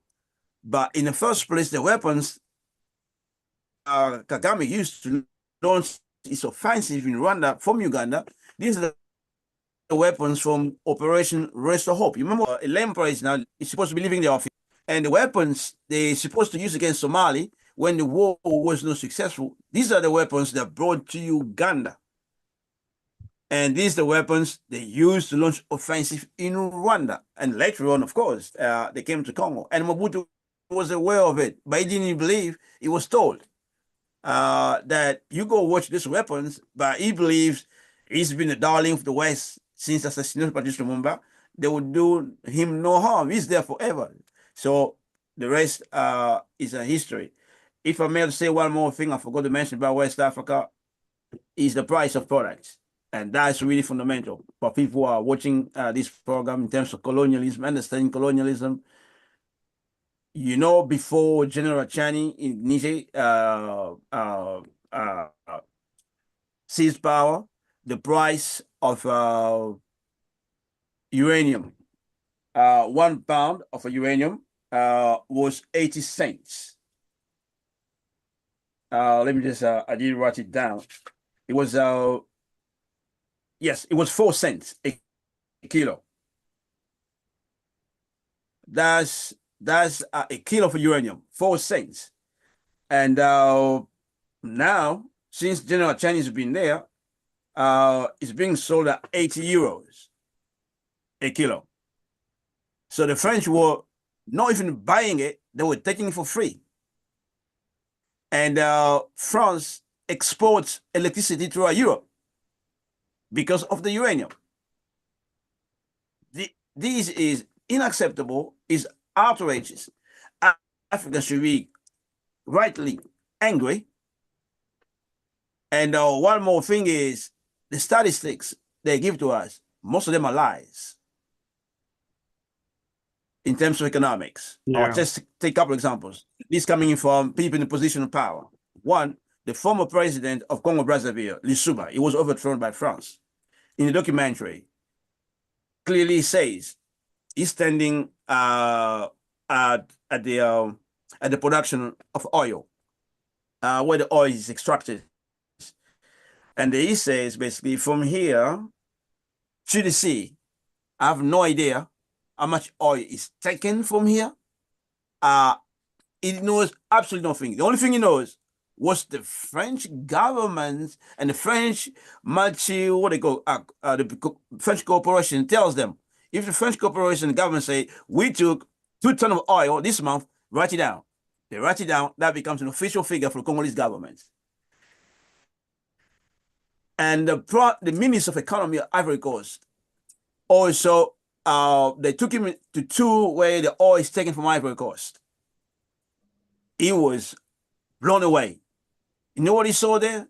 He saw oil tankers unofficially working in Ivory Coast. Nobody knows they're there. Nothing's registered. They're just taking oil and leaving. Basically, the government has no record of how much oil is taken from Ivory Coast because the oil tanks are not registered anywhere. These are some of the examples. And the beginning gave lots of examples. Everybody knows in Africa today, whether there is war, before the Sahel governments, before Ibrahim Traoré and Assimi Goïta and the Chani took power, similarly in the Congo, planes land in those parts of Africa, take minerals, and take off every day, every night. That in a Congo today, and it was so the case in Mali and those places, planes just land, take the mineral, and Africa is much richer than people realize. Yeah. You go gold everywhere, you go minerals everywhere. And the imperialists, with the satellite images, they have a precise map of those resources. And wherever there is war, there is so-called chaos, you have to be aware there are minerals being taken from there. Wherever there is war in Africa, there are minerals being stolen. That's the reality. So, and here you have our people catching hell everywhere, living in such degree of humiliation wherever we are, at work, in Africa, in Europe, in America, in Brazil. And it's supposed to be our way of life. And when the whole humanity owes the existence, as Ibrahim Traore just reminded us, because Africans stepped out of Africa, and the rest is a history, and we go change that. And that's what's happening right in Africa, in Sahel, in the Congo. It's exciting. I can tell you in the Congo, the ruling class have lost allegiance of the people. That's why you saw the demonstration outside the French and US embassies. They couldn't stop it. Some of them joined it. Some straight set out joined it because that's what the masses were doing. And this is profound. And you don't just have it in the Congo, you have it in many places in Africa. And the work we're doing to reach out to people that, yes, we want to fight back, but we want to fight back with a long-term plan, long-term vision that will prevent any opportunities to steal our energy, to steal our creativity, to steal our hard work we're putting to the struggle, and that's why I appreciate this webinar so much. And the other things we might want to say just in terms of colonial armies, and yes, we have to sum it up for everybody, particularly when it comes to Ugandan armies, Rwandan armies. They are ground troops for the United States governments. Yeah. Uganda army, Rwandan army, it's not a Tutsi army, because they always sell out this stuff. They're there to protect the Tutsis from, no. In fact, the kind of sense in the Congo, the way the US has pushed it forward, is that if you're going to be in power in the Congo, you must have allegiance to Kagame and to Museveni, which means you must have lots of army officers from Rwanda inside the Congolese army. So there is no oppression of Tutsis in the Congo or anything like that. It's nothing to do with that. It's really a colonial war to take the resources. And the Rwandan army, as you know now, they are in Mozambique as ground troops for US and French imperialists. They are in Central African Republic as ground troops. They are in Somalia as ground troops. They are in Benin as ground troops. They are in the Congo Brazzaville right now. It's not that Kagame has a vision to fight for Africa, no. He has agreed that his job is going to provide ground troops to forward foreign interests, hostile interests to African people everywhere in Africa. And his friend or his uncle, Museveni, is not an African patriot because he makes speeches against gay and lesbian things like that. And he gets 100,000 views. And Africans say, wow, look at this guy, he's opposing the West. No, if you make a statement against lesbian, that doesn't mean you're against colonialism, you're against the oppression of Africa. It doesn't mean that. He knows when he says that he gets views. He knows that. He's opposed to reparations. And any African leader who's opposed to reparations is a traitor. How can he be opposed to reparation? How even you can begin to articulate that? It's impossible. But he does it because he knows he has the backing of the imperialist forces. And the other thing in terms of Mobutu, because his name was mentioned, the difference between Mobutu and Kagame, both of them represent, they're both agents of the CIA, Kagame and Mobutu. And Kagame overthrew the other one. It doesn't make Kagame progressive. It just the CIA had enough of Mobutu because they have a different plan. They want to loot more and do things like that. But Mobutu played a critical role in history. His role was to stop the revolution in Africa, the growing potential revolution in Africa. That was his job, and they did it.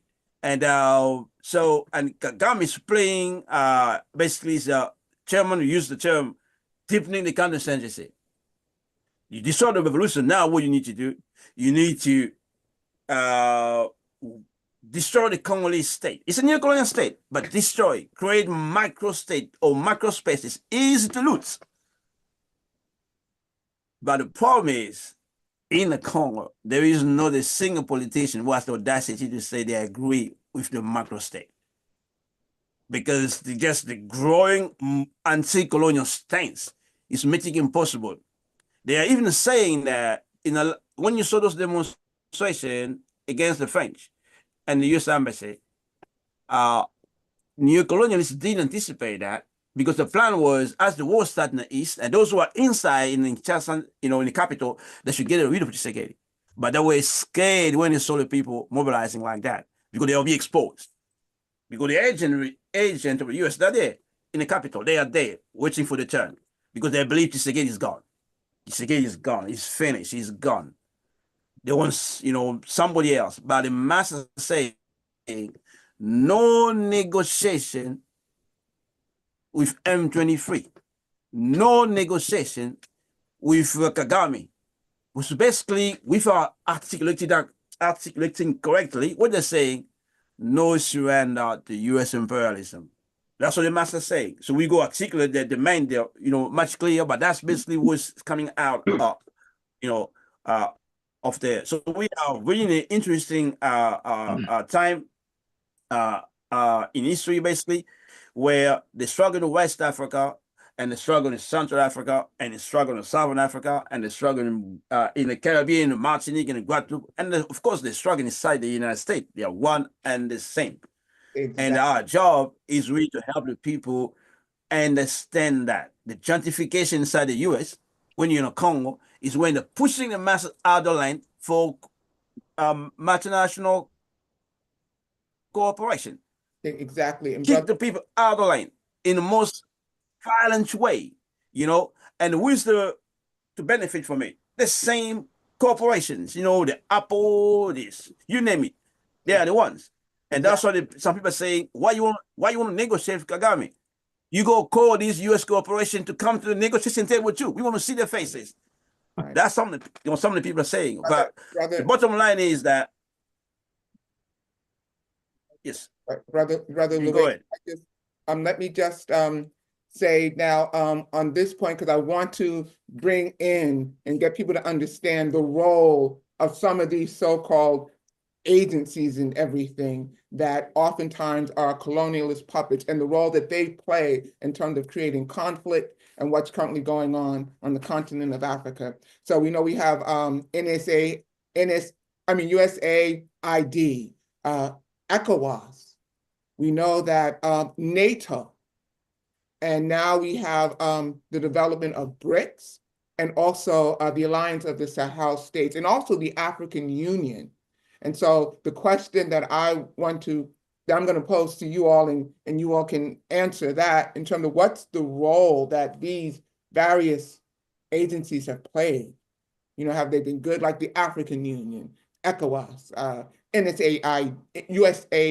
USAID, NATO, and now we have the arising of BRICS.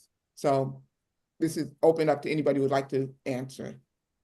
And then we're going to take questions from the participants as well. Brother Paul? First thing I would say about USAID. USAID was designed to create dependency inside of Africa and other parts of the third world. And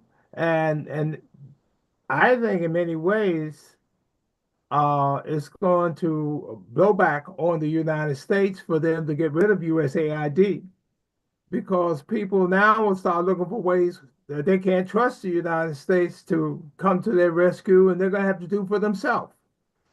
I think one of the things we look at when we look at the Sahel, for example, what they did in Burkina Faso was one, they kicked the U.S. troops out. Two, they made it illegal to export gold dust out of the country. Three, they built a gold refinery to refine their gold. And when they did that, they increased the value of their gold by 7 times. Four, they now are talking about using that gold to back up their money.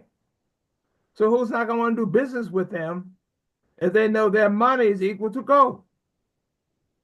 Five, I see that one of the things that they did in the Sahel, and I'm talking about right now Burkina Faso, was the day after kicking out the military, they then went and got their own modern war equipment so they could fight a modern war.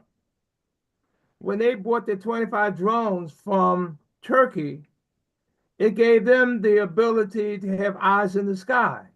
But they didn't just buy the drones from Turkey. They also turned around and said that their people had to be trained on how to operate those drones, which is important because when you look at the drone base that the United States had in Niger, the United States had total control over the drone base. So who knows whether or not the United States was giving them information to the terrorists or not. It's where the weak parts of the border was for them to come in and attack. Because the United States had no requirements whatsoever to give out all the information they were receiving from those drones. The other thing that I saw as being positive with them and their drones in Niger, in Burkina Faso, was that they then began to use the drones and the night vision of the drones to actually look at the terrorists as they crossed the border so that they could direct their army so that if there was going to be any kind of surprise, it was going to be surprised by their army and not a surprise. In other words, their army was the ones going to have the knowledge as to know where and when was the best place to strike people who were coming in and invading their country. The result of that is that many of the towns where people had deserted because of insecurity, people are now moving back into those towns in the outlying areas of Burkina Faso. The other thing is that they're now combining their military capabilities to the states of Mali, to the states of Niger. And when you looked at the point that was brought up earlier about what France was doing with the yellow cake uranium, they were paying 83 cents a kilo for yellow cake uranium and then taking that same yellow cake uranium and selling it on the international market for $200 a kilo. When Niger kicked France, both the mining company and the government, the embassy and troops out of their country, they became the fastest growing economy in all of Africa. So you had a country that is supplying all this nuclear material to France, and where France was selling not only electricity to themselves, but to other countries throughout Europe. On the other hand, you had less than 30% of the population in Niger had electricity. So clearly they're making some very positive steps moving forward since they have kicked the French out, kicked the US troops out. The other part about those foreign troops from the United States and France was they had complete immunity in those countries, which meant that if those soldiers raped a woman in their country, that they could not take them under their law and prosecute them. And so I see a number of positive things that's beginning to happen. And not only do I see it, I noticed that a lot of the young people in West Africa are now putting pressure on their governments. How come they're not doing some of the similar things that is happening in the Sahel? How come they're not kicking out the foreign troops out of their country?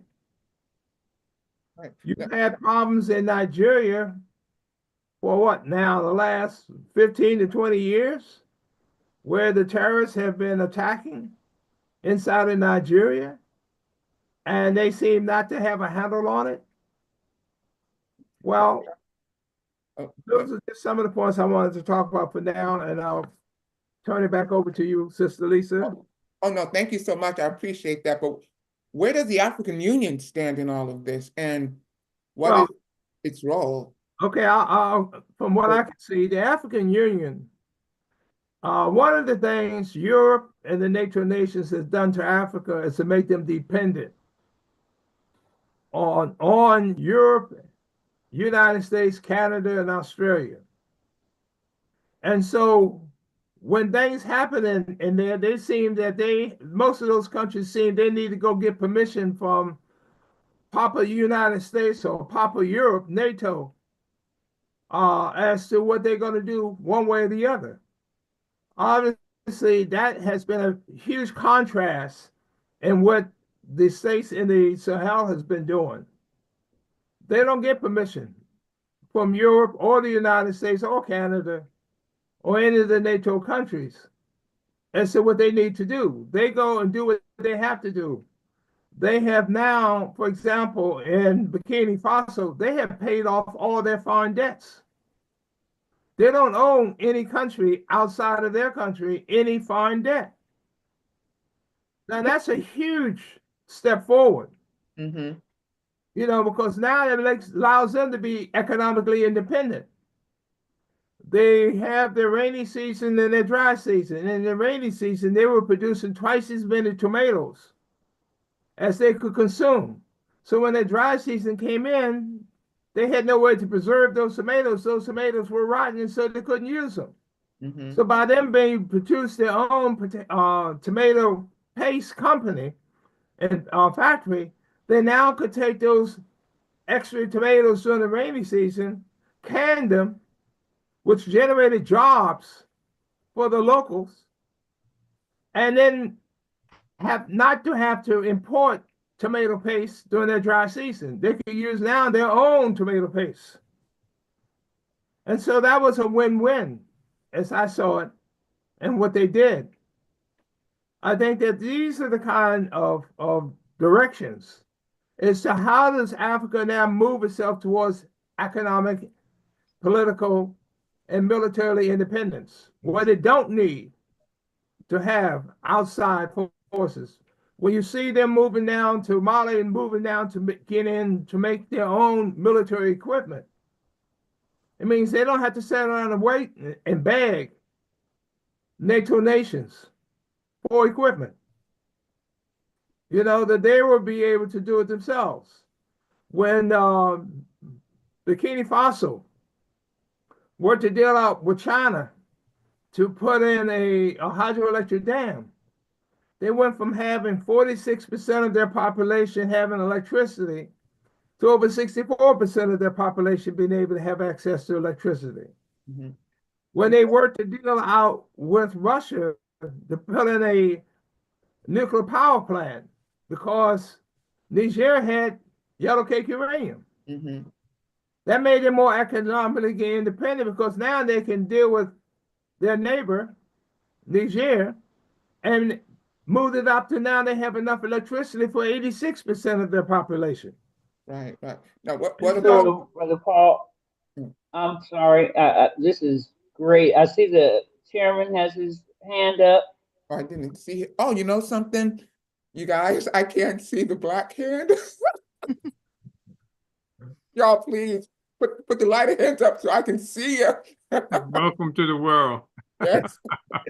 Black hands are hard to see on Zoom. We got to do something about that. Uhuru, Brother Chairman. Yes, and then again, we want to also hear from other people afterwards in terms of the role of these various agencies. I think it's so important for us to understand that. Brother Chairman. Sister Lisa, we also need to raise some resources. Yes. So go ahead, Chairman. Thank you, Uhuru.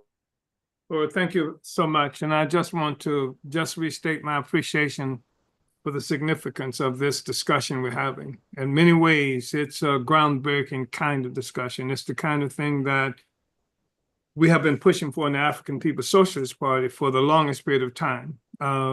it's reintroducing the significance of African people, and the role that Africa plays in the world. That has been minimalized, and it didn't just come about casually. It came about through assassinations, murder, etc. At one time in the 1960s, the world looked at Africa as that force that was taking us beyond the imperialism that had dominated the world. I mean, there was the African Revolution was everywhere. Everybody was excited about it. I would travel to various places in the world, and subsequent to the defeat of the Black Revolution of the 1960s, and people in the international community would always ask me, what happened? What happened to the Black Revolution, etc.?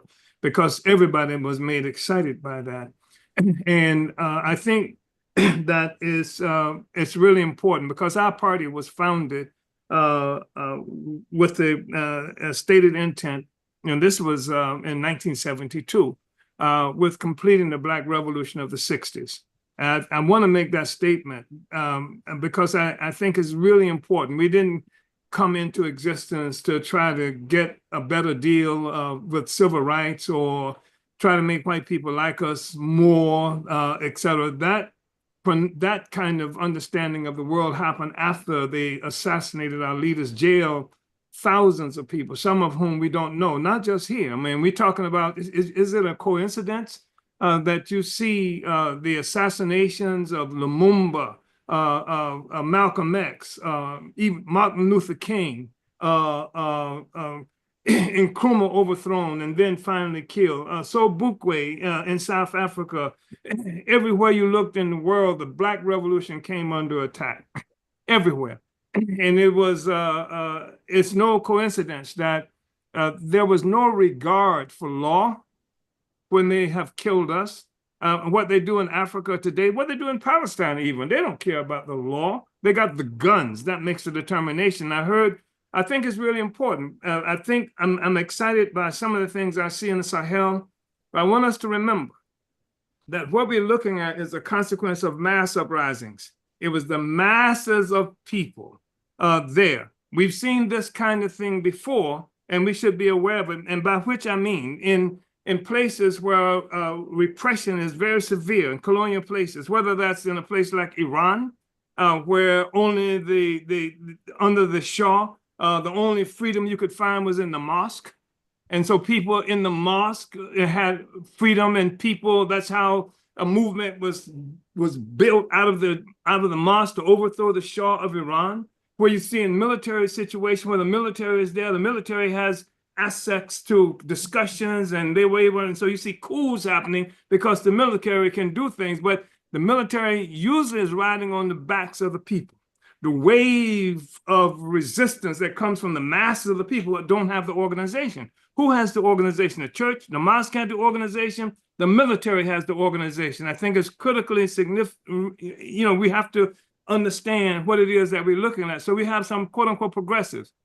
Don't underestimate the willingness of the imperialists to murder Black people, to murder Traore, to murder the people who are there. I understand there are various kinds of assassination attempts already made against Traore, you know, on a regular basis and what have you. So, and the fact is that they can do this kind of thing. Look at what they're doing in public view in Palestine. Look at in public view. It's not like it's a secret what they're doing. They went to the United Nations, and the United Nations, come from the sellouts in South Africa, have the audacity to take, the Israelis to international court for what they were doing in Palestine. They don't give a damn, but I think they can give a damn. But the critical thing for us, from our perspective, is that it's not enough just to protest what they're doing, that we have to have the organization, and that the Sahel cannot fight it by themselves. I don't care how militant, how brilliant and stuff like that, because France is not alone. France has access to all kinds of connections. The United States, England, the United Nations, NATO, all those forces come to at the service of the imperialist interests, the colonial interests right there in the Sahel region. And what we have to have is an organized capacity of our own. because otherwise it's just discussion. How do we come to power as a people? That's the thing that we're working with. And how do we come, how does that power real? Because the bourgeoisie, the ruling class of this world, has created in its own image servants in our communities, in its own image. They function like gods on the planet Earth. And they created themselves, and they created service in their own image. You're talking about Kenya. Here, you're talking about Kenya, who right now has military forces, that they're so-called policemen that they sent to Haiti. Why did they send Kenyans to Haiti? Because the white man cannot go in his own face. He needs black people to do that. And that's the significance of us being organized, not just to protest. Everybody in this meeting should be a member of the African People's Socialist Party, because our objective is to take power. It is a to what end? We have to have power as a people wherever we are located. If you ain't got no power, you got nothing but a discussion. And I just think that's critical. You know, like I said, what we've seen with France is operated in a protectionist racket.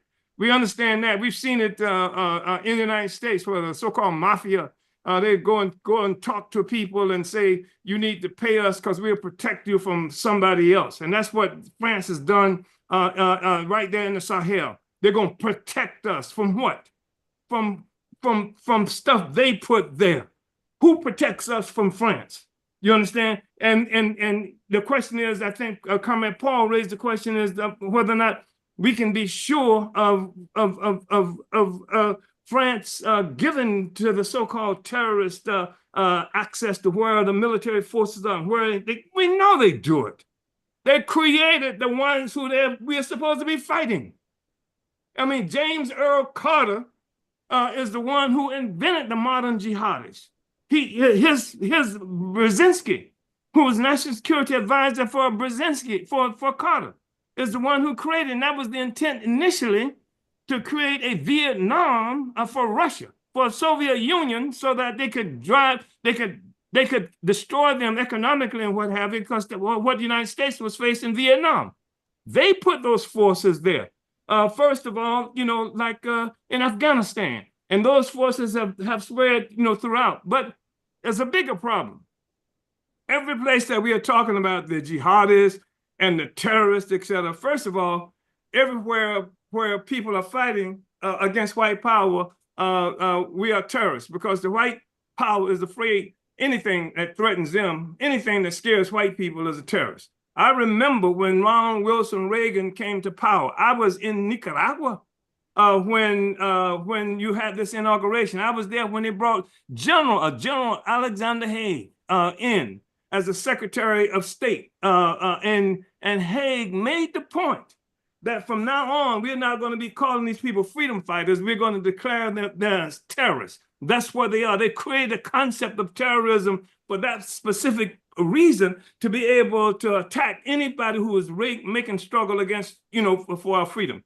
So even if you look at what's happening in you know, throughout Africa, the Sahel, and some bad things I know are happening, and some bad people do some bad things, but the origin of the so-called terrorists is fighting against what the hell has existed under colonialism in those places.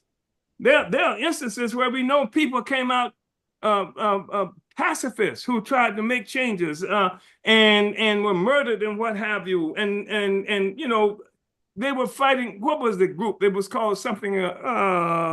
This was in Uganda in particular. I mean, you had the Lords, some kind of army. Yeah. You had all of these people who emerged. Army of Lord Resistance. Yeah, and these are people who initially were opposed to the neocolonialists, etc., as pacifists, and then were driven into this situation. Now they are terrorists, etc. I just want to say this, that I think it's critically important for us to understand when we look at our struggle that we are a part of Africa, all of us. Mm-hmm.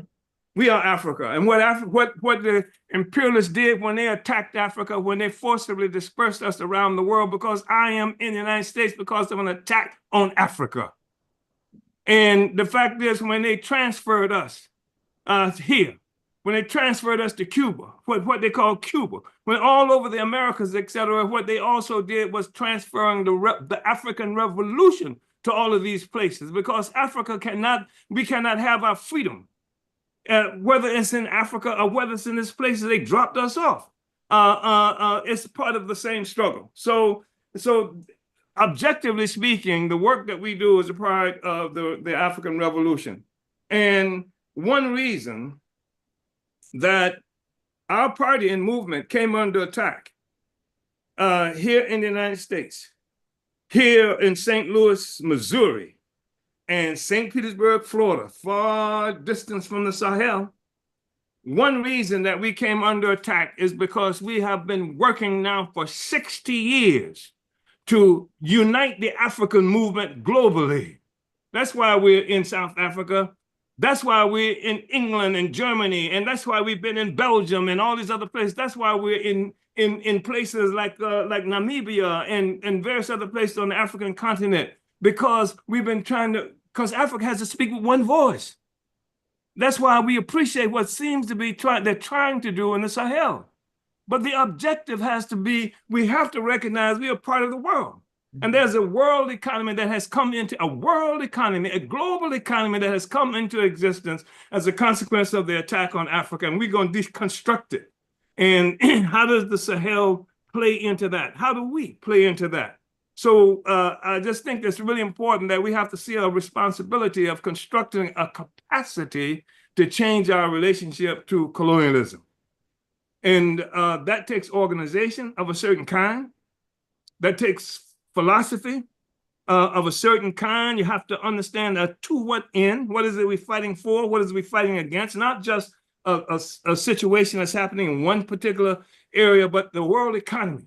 And we have to have the confidence and arrogance and the philosophical presumption that allow us to say that we can change this world, because that's what we're engaged in.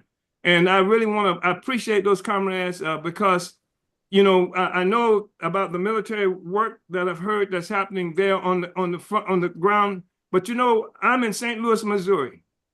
In St. Louis, Missouri, in an African neighborhood where they're pushing the African population out of this. They've got 2,000 acres that they are creating how's it called? NGA, the National Geospatial Intelligence Agency, that is the one that uses the satellites, that makes the imaging, that Comrade Paul was wondering if they're showing where forces are right there in the Sahel. Yeah, they're using satellite. They create satellites. They got an NGA East. That's the one that's in Washington, D.C. It's the third largest installation in Washington, D.C. after the Pentagon. And they created this one, NGA West, right here in St. Louis, depopulating part of the African population to do it. And when you see the U.S. Able to assassinate Russian generals, it's that satellite imaging and also the drones and things that they use to do that stuff with.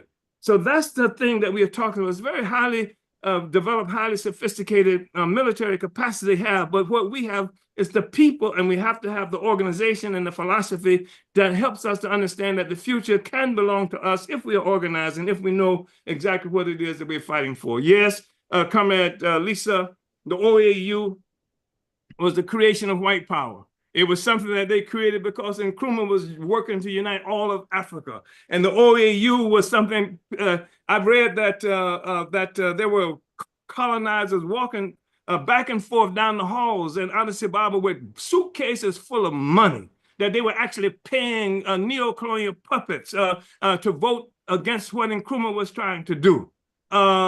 We've known some of these people. We've known some of the people who were parts of so-called revolutionary movements who were actually working with the CIA. At one point, they felt comfortable even letting people know that's who they were working with. I met in Comrade Louise's house in London, where people who were supposed to be parts of revolutionary movements sat down and we threw that in their faces that this organization we see as a part of the CIA. They didn't deny it.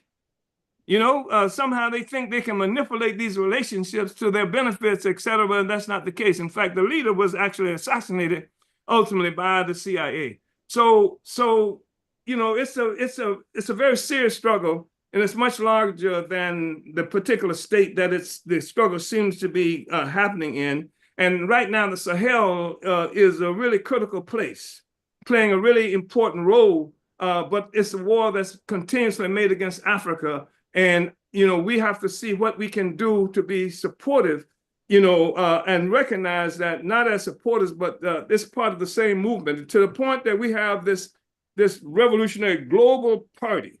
They cannot attack us in one place without paying consequences in other places. And that's where our power is. And that's what the imperialists do to us.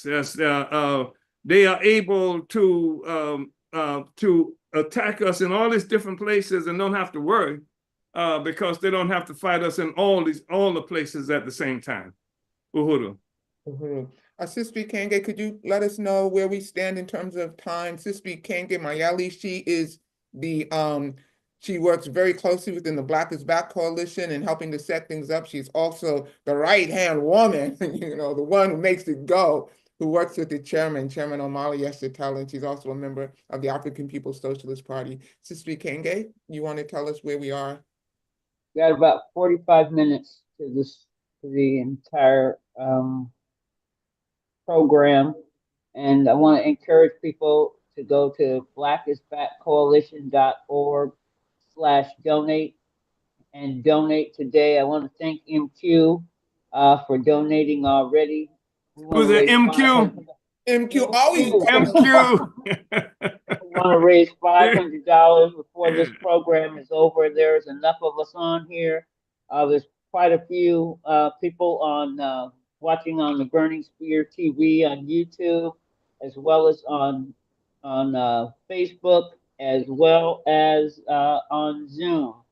So I put lots of ways for people to donate in the chat. Go to www.blackisbackcoalition.org/donate, or you can cash app us at $BIBCOA.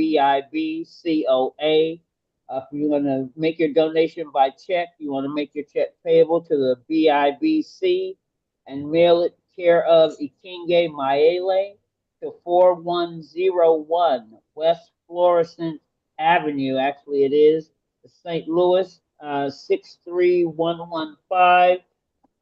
As of right now, we need to raise another $485, and I know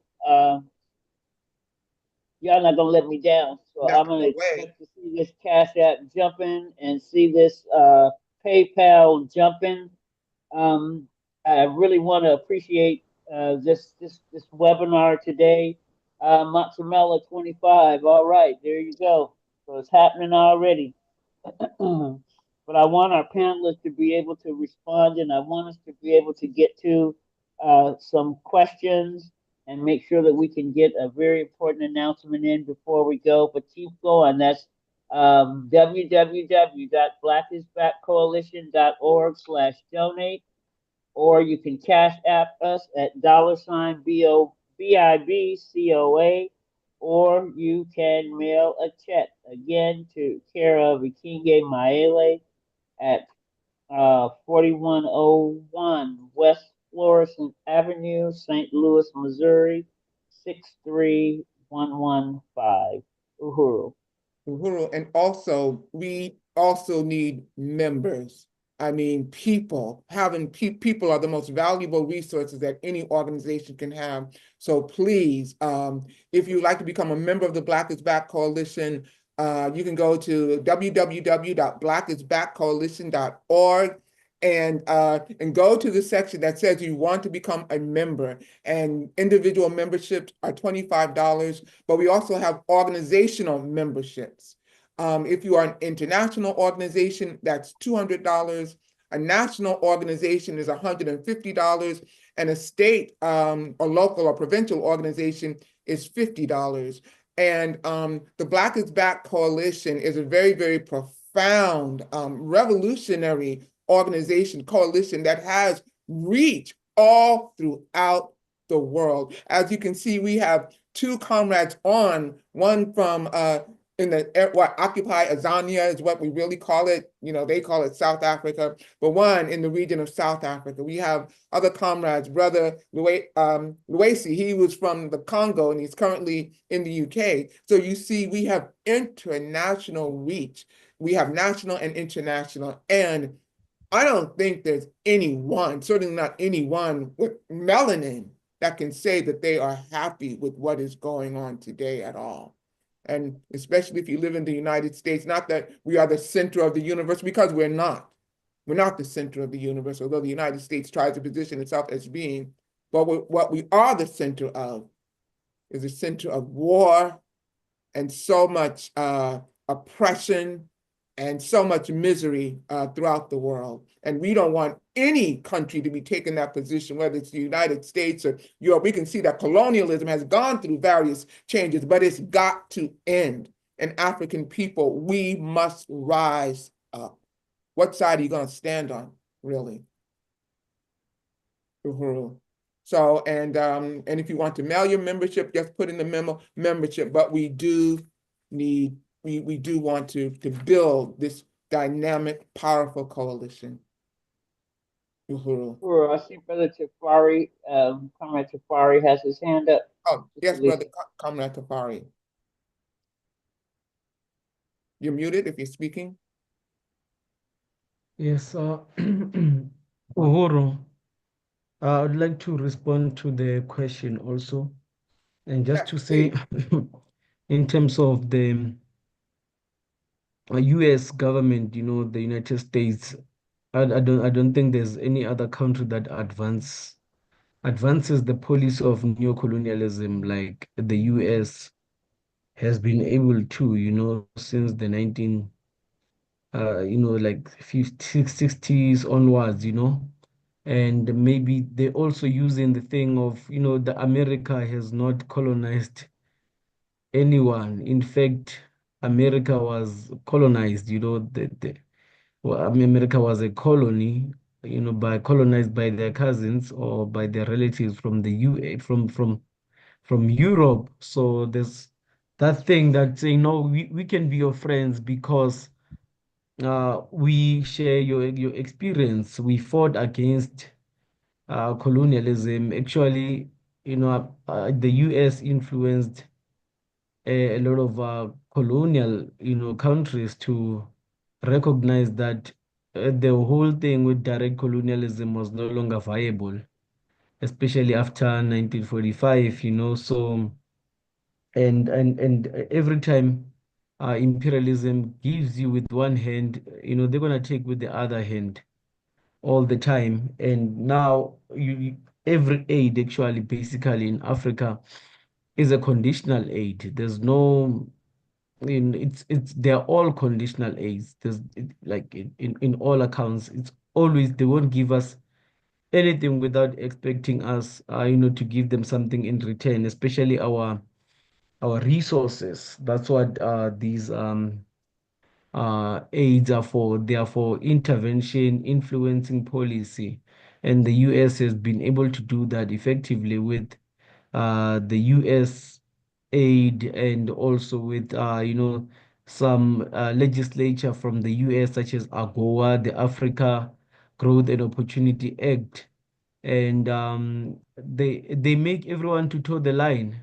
Like if you look at countries such as Lesotho, maybe Swaziland and whatever, they may not be able to survive without AGOA, unless if maybe we have, you know, like this in Africa, in independent Africa, where African people can be able to trade amongst ourselves and be able to move as a solid block, as a solid force, and be able to maybe engage with other people, you know, other forces like China and whatever. But Lesotho will not make it without AGOA. Swaziland will not make it without AGOA. So they have to toe the line.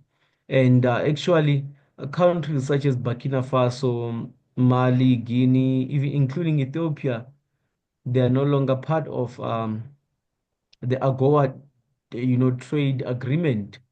And you know, so uh, this AGOA thing creates a market for for the countries in Africa, and they need a market. But primarily it's like raw materials. Like Nigeria exports the oil there, because the US needs the oil, and if the US doesn't buy the oil, basically it means that the economy has to collapse because you're not really allowed to diversify like that. So all of this stuff is really, these are conditional aids, and we cannot rely on this in Africa. We need real development, as a matter of fact. We cannot count on, like Africa cannot survive off some type of development aid from or assistance from America. Africa has to be truly independent if we actually did get independent in the 1960s. Or Thank you so very much for that, for your observation, Brother Tafari. Thank you so very much. We are going to be coming to the... There's Comrade Louise. Oh, brother. And see, this time we don't have the black hand. Right, you got it so you can see maybe it's my glasses. Maybe it's my eyesight. Yeah. Brother Louise. Word. Just on the question of first question of BRICS, as everyone knows, the creation of BRICS does basically offer an alternative to some countries to avoid U.S. sanctions, to avoid U.S. monopoly control on what they define as trade, and also on the sanctions the U.S. is imposing on anyone they see as an adversary or anyone who is undermining the rule or refuse to be colonized by them, like Cuba and other places. So they do that, and it gives African president, African government also opportunity to escape the dictatorship of the colonial bourgeoisie. But when you look at the BRICS deeply, you see you have countries with power. When I say power, like Russia has power, China has power, and China has what you might characterize as international power capacity. China can, protect its interests everywhere, protect interests around the planet. And China can determine, in fact, just determine the rules of engagement. If you're going to come to China, well, we're going to do trade, but you should go this way. Or they can, in fact, the Chinese, I'm not sure they coined it, but they use this expression, win-win. And everybody's repeating win-win. But China has a position, has a strength to say it's going to be win-win. Everyone can say it. China can produce for Apple, for all the companies, corporations in the world, they can go there, and China gets technology. China has access to the market. They sell electric cars with the cobalt from Congo. They sell it everywhere, So, but African countries that gets to BRICS, yes, that might have a different arrangement, but most African countries are not industrialized. And when we enter these negotiations, we enter negotiations as individual country. And Nkrumah already said, the greater unity, the better, or the greater the bargaining power. So if we're going to be in any association, if a United African nation, United States of Africa, well, we can determine the code. You don't want to buy it, tough. Go somewhere else. But no country in Africa will sell it to you. We've got monopoly of cobalt. In the process, we've got most of the gold, definitely. Next, I think Russia probably is a great point. Ivory Coast, all that. We can determine the problem, so to speak. It might give some room to maneuver in short term, but in the long term, that's not solve the problem. As chairman and I've been saying for some time now, the colonial monoproduction, and the leadership of BRICS is not to overturn the colonial monoproduction. It's basically to develop their own interests. China wants to be developed. China doesn't want to be colonized again, so they'll make sure industrially they have the cutting edge technology, they have the military strength, they have everything. So is Russia to a certain extent. So they have their own interests, and because of the way the world is organized, they need partners in the UN. They need to export. They need to create markets around the world, things like that. So it's an interest to be with African things like that. But Africa has a universal mission. It doesn't matter where you look at it. The mission of African nation, African people, is to end colonial monoproduction, because we're going to achieve freedom. We're going to achieve genuine freedom, genuine development outside of end of colonial monoproduction. And that's why what's happening in Sahel and other places. In fact, Haiti is a good example. You know, Haiti was free, but it's not enough. We need to end colonial monoproduction. So in Sahel, we're making some progress, but it won't be enough. And a call has to be made. Basically, we support what's going on there, but we need to advance the struggle towards our final mission, colonial monoproduction. That has to be endorsed by every African anywhere. That has to go so we can be free once again. So if I may, just one more thing is, you know, under the IMF and the World Bank structure, what they used to call it, structural adjustment. Yeah, structural. Is that right? Structural adjustment. Yes. Structural adjustment. Yeah. They destroy the existing capacity we had coming out of direct colonialism, destroys schools or hospitals and things like that. So in places like Sahel, they're responding to that too, you know, recreating some capacity and things like that. But the bottom line is we have to achieve industrialization that puts us on a same level as the most advanced countries, and you can't do it on your own. You have to have the African nation to do it. And China made the change that we all see now. There were only 365 million Chinese when the Chinese made the revolution. 365 million. How many Africans on the planet today? Well, over a billion. Yeah. And the colonizers are saying in 20 years, we will be like 2 billion of Africans. That's a powerful force, powerful demography. Yeah. Basically, African revolution is overdue. Yes. Is overdue. Yes. You know, and every African has to become aware of it, is overdue. Yes, sir.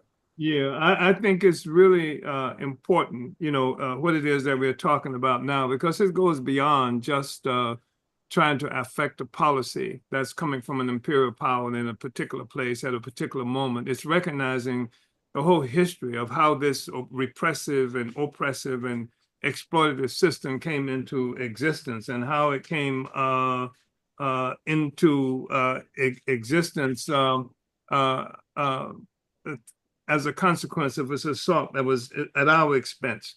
I also think it's important for us to understand that that there are various kinds of contradictions roiling the world, but there's contradiction in everything. But there's also every instance a main contradiction, one around which all the others revolve, and one that all the other contradictions need in order to exist. If you look at what's happening in the world today, you look at how so much intrigue and war and threats of war involve Africa. Virtually every power and wannabe power in the whole world are concentrating on Africa. Everybody's got an Africa plan. You know, China has one, Russia has one, Canada has one, Turkey has one, India has one. Everybody has an Africa plan. And what I'm saying is that we have to have our own Africa plan. Africa's future must be determined by us. And Russia and China. Russia, I often brag about when people, you know, I even got a hat on now with the Soviet emblem on the hat. And I wear that because I appreciate the Russian Revolution. But I also recognize, as most people don't, the thing that gave energy and fuel to the Russian Revolution was the anti-colonial struggles happening all around the world. It's no coincidence that the Russian Revolution that happened in 1917 was happening at the same time. The movie of Marcus Garvey that had something like 11 million members or associates all around the world was in struggle, that the people in Nicaragua were involved in struggle, that the anti-colonial movement was happening all around the world. And then when we remember in 1917, when the Russian Revolution happened, it was at a time where Russia refused to work with other colonizers who were involved in a struggle to redivide the world. That's what all of these world wars have been about, to redivide the world. And Russia refused. It came out of this relationship. The Russian Revolution took Russia out, and Russia refused to participate in this First World War. In fact, it was Russia and Trotsky in particular who revealed to the world the stuff around the Balfour Declaration. What's the Balfour Declaration? What is it? 1917, when England gave Palestine to the white people. You're talking about a period when the modern contours of what we call the Middle East was created by a white man from France and a white man from England. They're the ones who drew up the borders that we now recognize as Lebanon and Palestine and all these other places. They drew up these borders. And so, you know, it was a time of tremendous kind of activity and the consolidation of a world order. And we were in the middle of that world order, and Russia refused to participate in this aim to redivide the world. And in Russia, you see this revolution happening in Russia. And it is something that was affected by anti-colonial struggle everywhere, and anti-colonial struggle everywhere affected what happened in Russia. So I think that's important for us to understand that Russia came into modernity not through colonialism, like most of the so-called West came into modernity. China also came into modernity not through neocolonialism, like most of the countries that have been colonized, but through revolution. China, it was the Chinese Revolution that unified China. China, vast territory, and with all kinds of contending interests at the time of that revolution. It was the Chinese Revolution that consolidated and unified China. And so I think that's something really important for us to understand. So in some ways, you can say historically, Russia was in a progressive, on a part of a progressive trajectory. That's how we can characterize it, you know, generally and loosely. But the thing is that they have their own interests, China and Russia.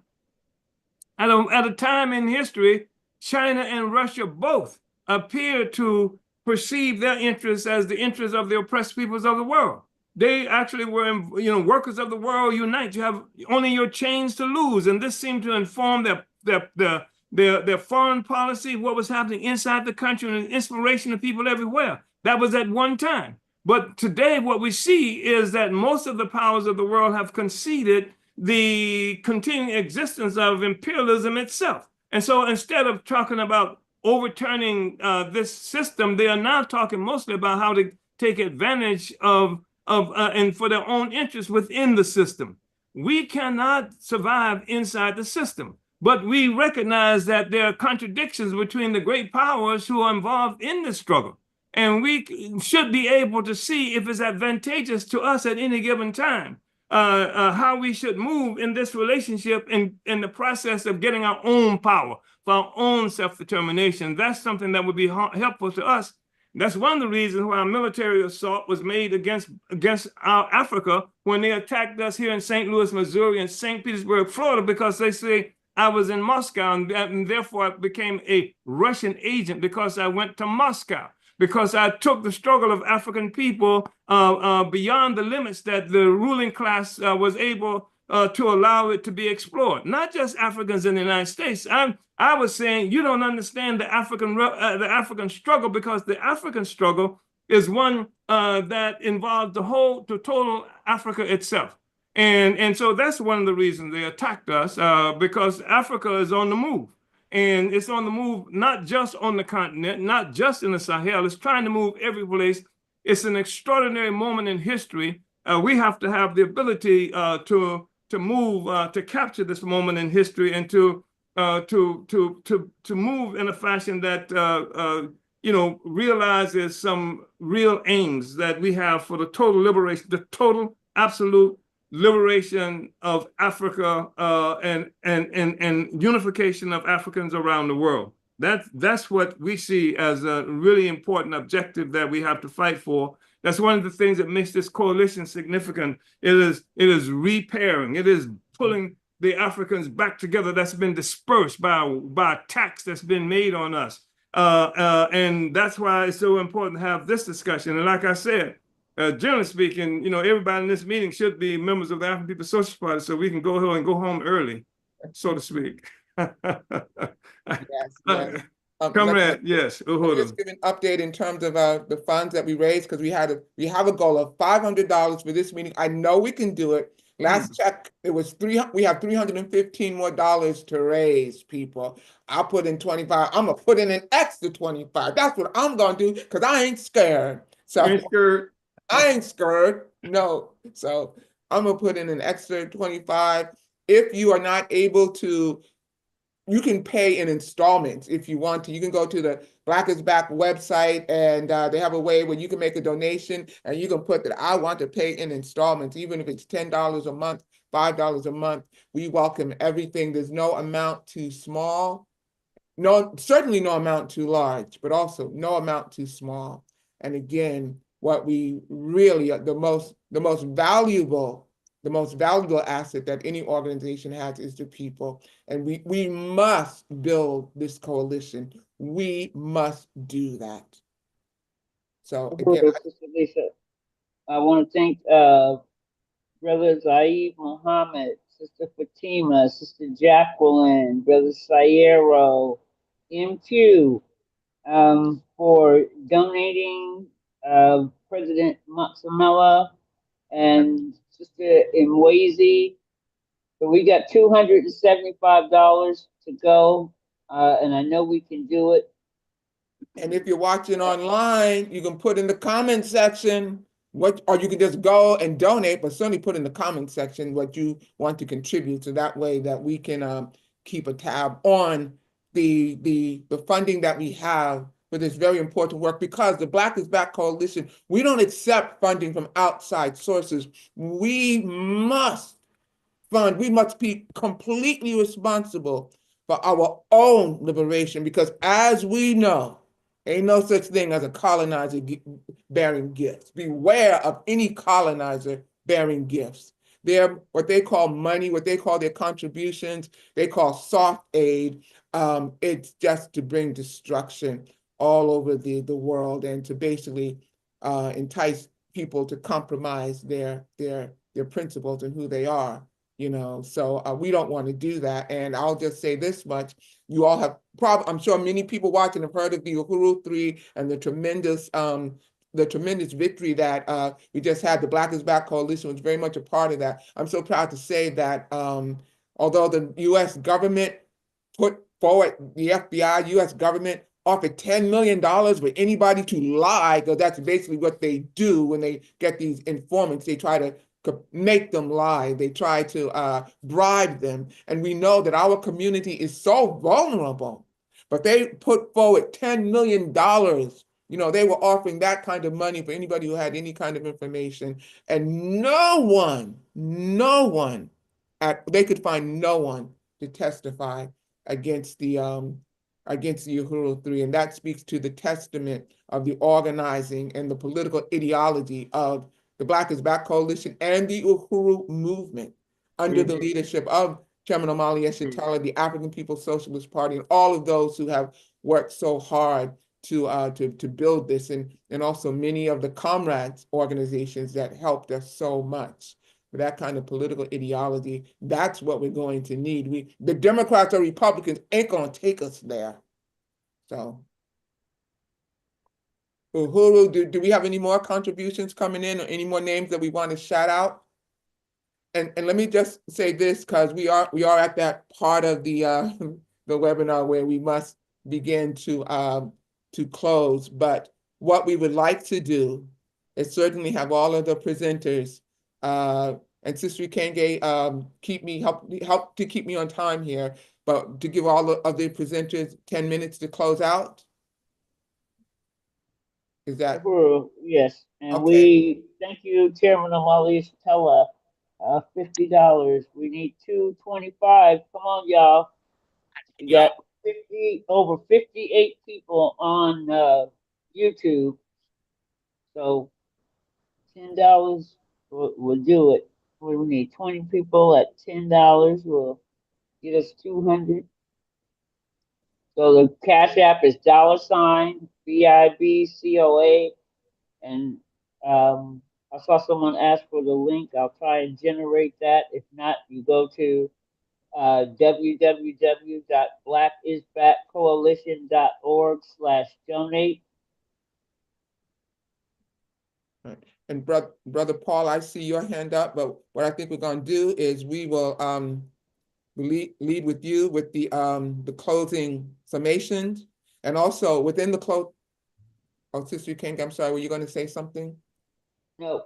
Okay, within the closing summation, please try to, and this has been so powerful, first of all, but within the closing summations, please, everybody, if you can remember to tell us what we can do now, what we can do watching from here, regardless of where we are, because I'm a firm believer that our comments, our words, our messaging matters. And those of us in the United States, we know we got this, we know even by Trump even saying anything like, I'm gonna go after South Africa or whatever, it can create an environment, to create an atmosphere. We got to be fighting against this in every way. So those are just some things to think about. And I know, Brother Paul, you also had some things that you had submitted in terms of showing people what they can do. And so we're going to, I will lead with you, Brother Paul, give everybody about 10 minutes to summarize what's going on, close out with the chairman, but also before closing out, we also just want to make sure we tell people about at least 2 battles, and maybe Sister Kenge, you can also help keep me informed about some of the things coming up. But we do know that they still continue to come after the Uhuru movement in every way that they can. In St. Louis, they have been trying to build the Uhuru Bakery and Cafe. They purchased the building last May, I believe, and they have been blocked. Their building permits have been denied. And there's going to be a hearing coming up this Wednesday, February 12th. If you go to Black Power Blueprint Facebook page, you'll see a lot of information about that. But the hearing does allow for people to watch virtually. So we surely want to make sure that we have a strong showing with that. And then I'll also just conclude with telling you about how they're also coming after me, South Orange, New Jersey, because I attended a pro-Palestinian vigil, and the state of New Jersey is coming after me for that. And I just also learned that they're using that same tactic, or they tried to use it with students at Princeton University who had staged a sit-in, and they approached one of the students who, I believe she seems like she could have been Palestinian or whatever, and told her, you're responsible for this sit-in. We're going to come after you, and then we'll drop the charges against the others. And they just pulled it out of their butt that she was the one who had organized it. So we see that this is a tactic. But we want to hear definitely the closing summations from all of the panelists. This has been great. Brother Paul, we will start with you, and let us know how we can put up some of the slides that you had telling people what they can do. Oh, and just one question, maybe you can answer this, Brother Paul, also. We have a question from MQ, and she just asked, was it mostly Hutu and Twa who were killed during the Rwanda War of 1994? And we'll begin with you, Brother Paul, with the summations. 10 minutes, everybody. For the information I had, actually the majority of the people that were killed were Hutus. But in Rwanda today, if you do not say it was 800,000 Tutsis killed during that war, you can go to jail. It's against the law to deny that. To sit back and say that it was not, if you don't say the line of the government that it was 800,000 Tutsis killed, then in fact you can go to jail. And there have been a number of people to go to jail. And I'll say also there was a gentleman that made a movie about it, wrote a book about it, made a movie about called Hotel Rwanda. Mm-hmm.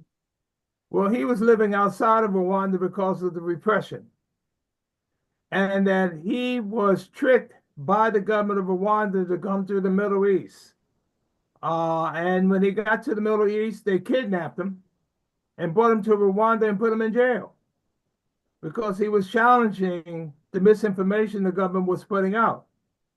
And there was a whole campaign, international campaign, challenging what Rwanda had did to this man.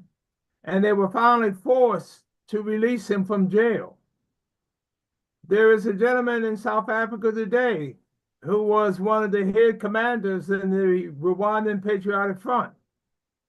And that, in fact, he had to hide in South Africa because he was afraid that they would be sending people to South Africa to kill him like they have done a number of other people who spoke out against what Paul Kagame was doing in Rwanda.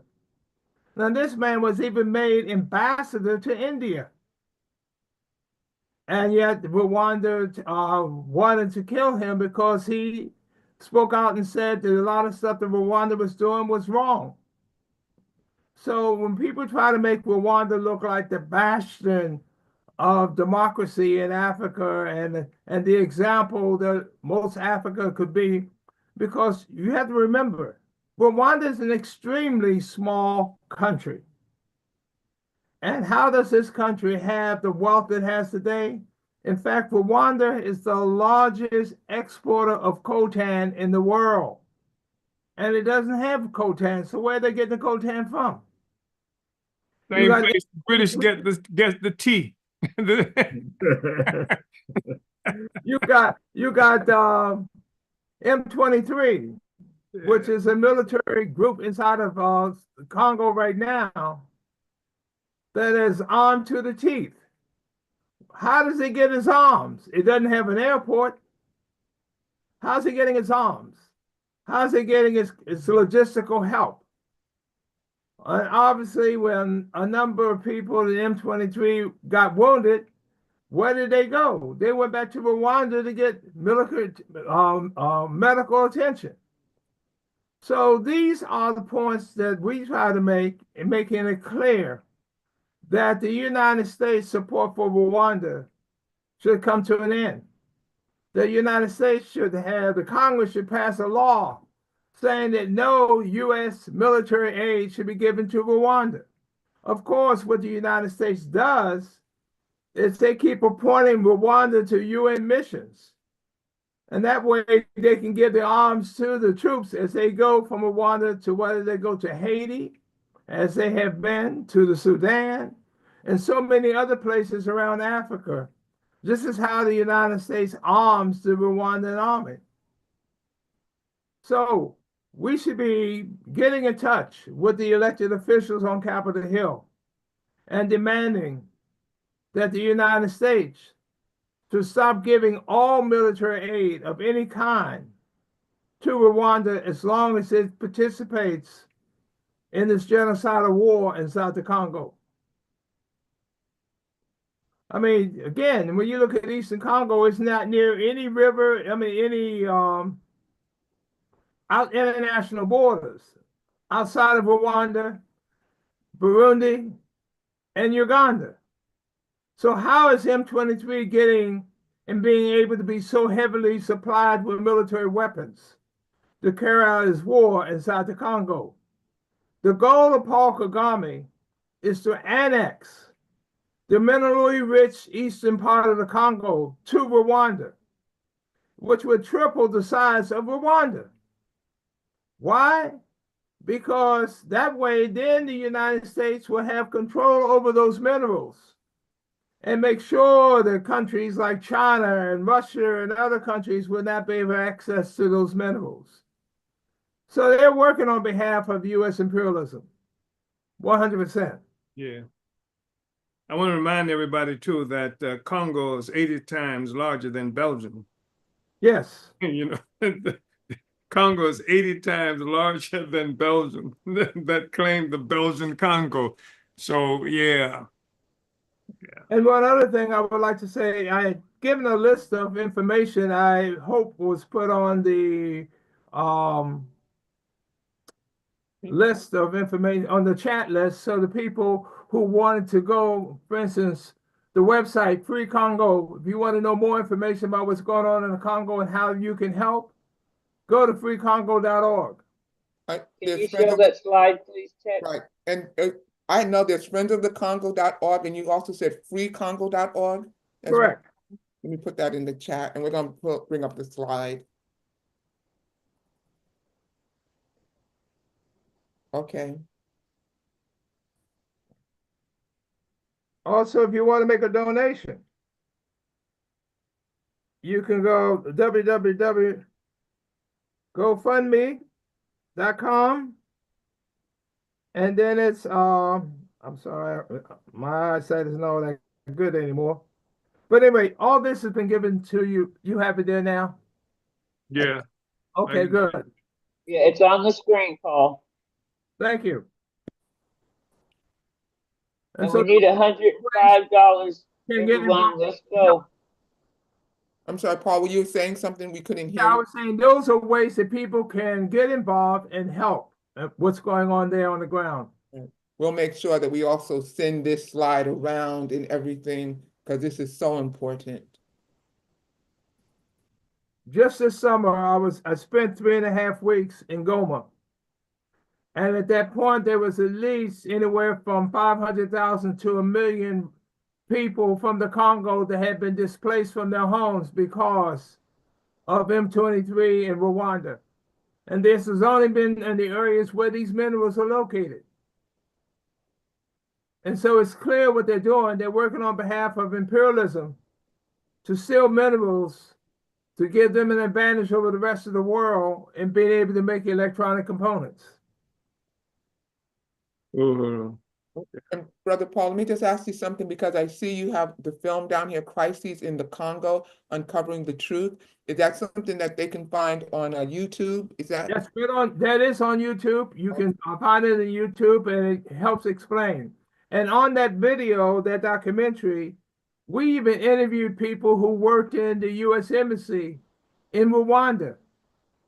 And they were saying they could not understand why the United States was shipping all these weapons to Rwanda after the Rwandan war was over with. And that was really because the United States wanted to send the weapons to Rwanda, not for what was happening in Rwanda, but what was happening in the Congo.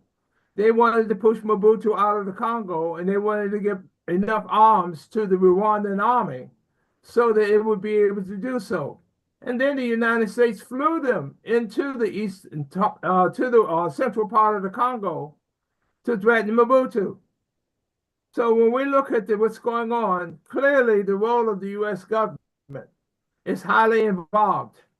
And that's why it's very important that people here in the United States challenge the United States involvement in the Congo and then with Rwanda. Thank you. Thank you so much. And I also just want to make sure to bring attention to the primer that they have. So go to friendsofthecongo.org/primer, and it's going to give you a tremendous fact sheet on things that are going on. So just want to call attention to that. Thank you so very much. Brother Luesi, we'll hear from you next. And you can put down the, thank you. Yeah, we'll hear from you next, Brother Luesi. Yes, well, just following up on what the brother Pope Pamphlet said. Lumumba said something like, I'm not sure if it was in his last letter. Congo is not alone. People of the world, in them few places around the world, will be with the people of Congo fighting against colonialism. And I think a lot of people who are joining the struggle today, the young people particularly, they are not aware of Lumumba as such. Over 60 years in the Congo, everything was done.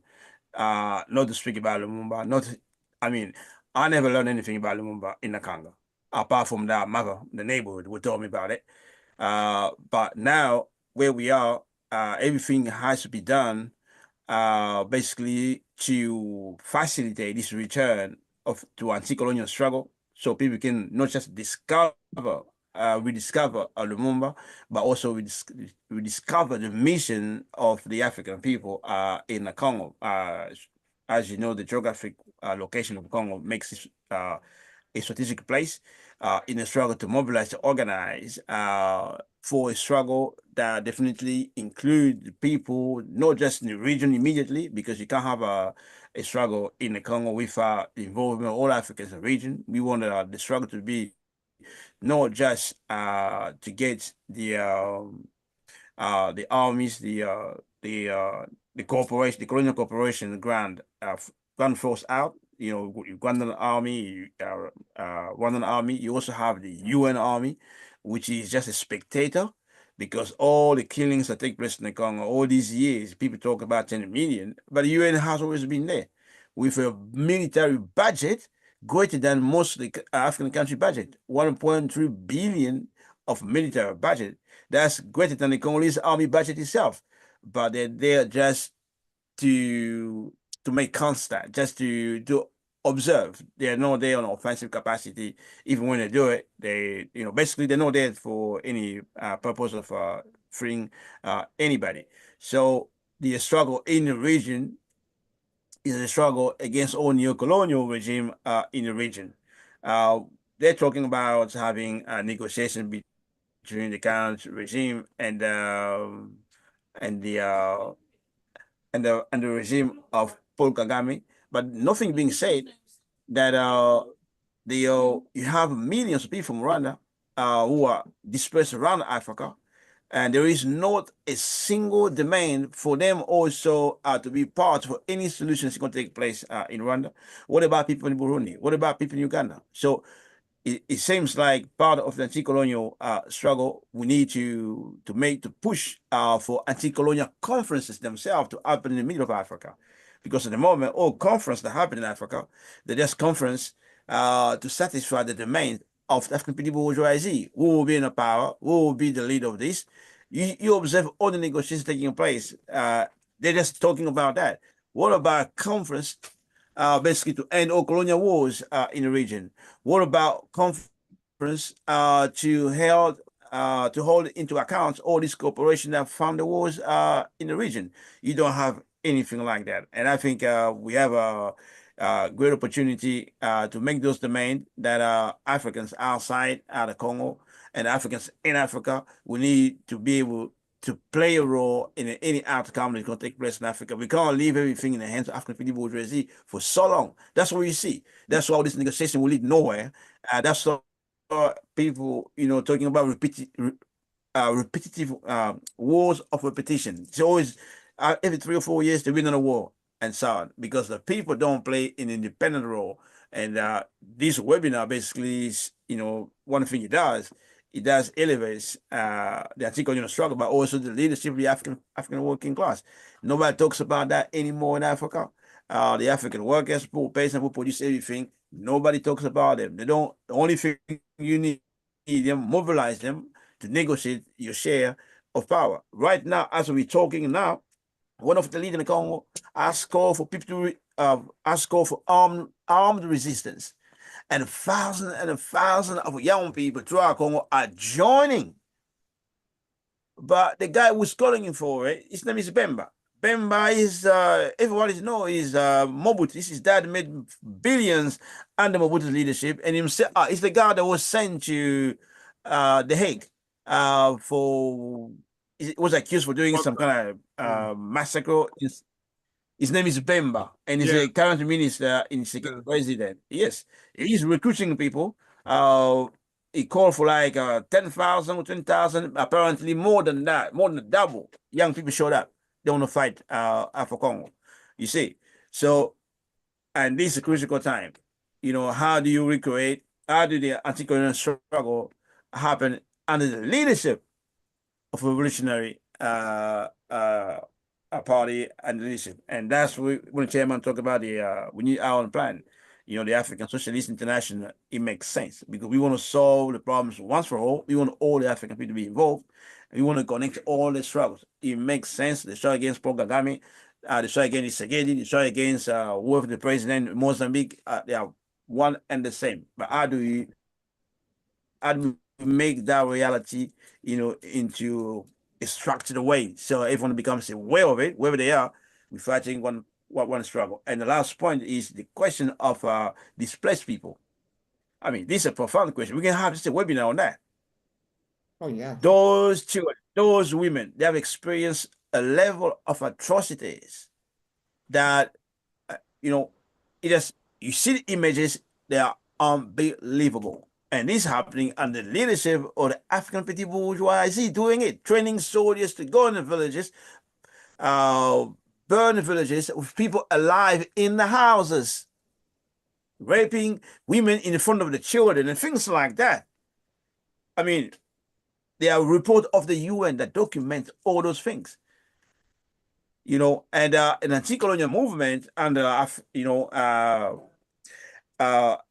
well, basically under the, world chairman has been calling for, I think that type of anti-colonial movement is critical because most Africans around the world will be ready to join that type of movement, that call for Africans to act across borders and to create, chairman, the point I'm trying to make, I wasn't that coherent, the question of the black ink, all these displaced millions of Africans. I'm following the news, hospitals, they're already under-equipped. They are overwhelmed. The doctors, the nurses are overwhelmed.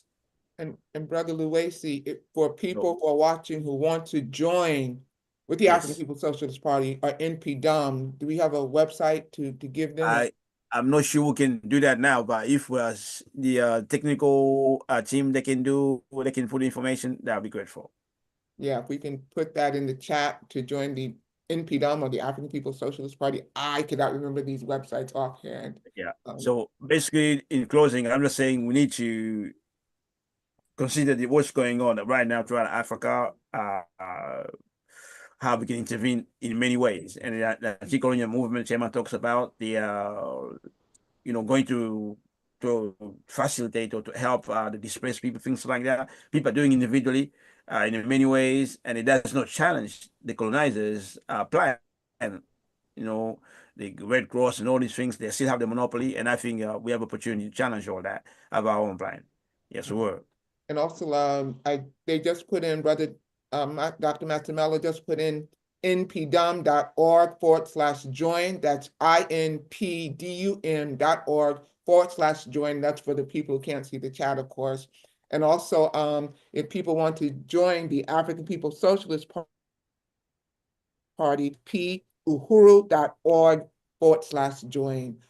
Thank you so much, Brother Luwesi. Sister Jacqueline, Uhuru, we'd love to hear from you and what people can do.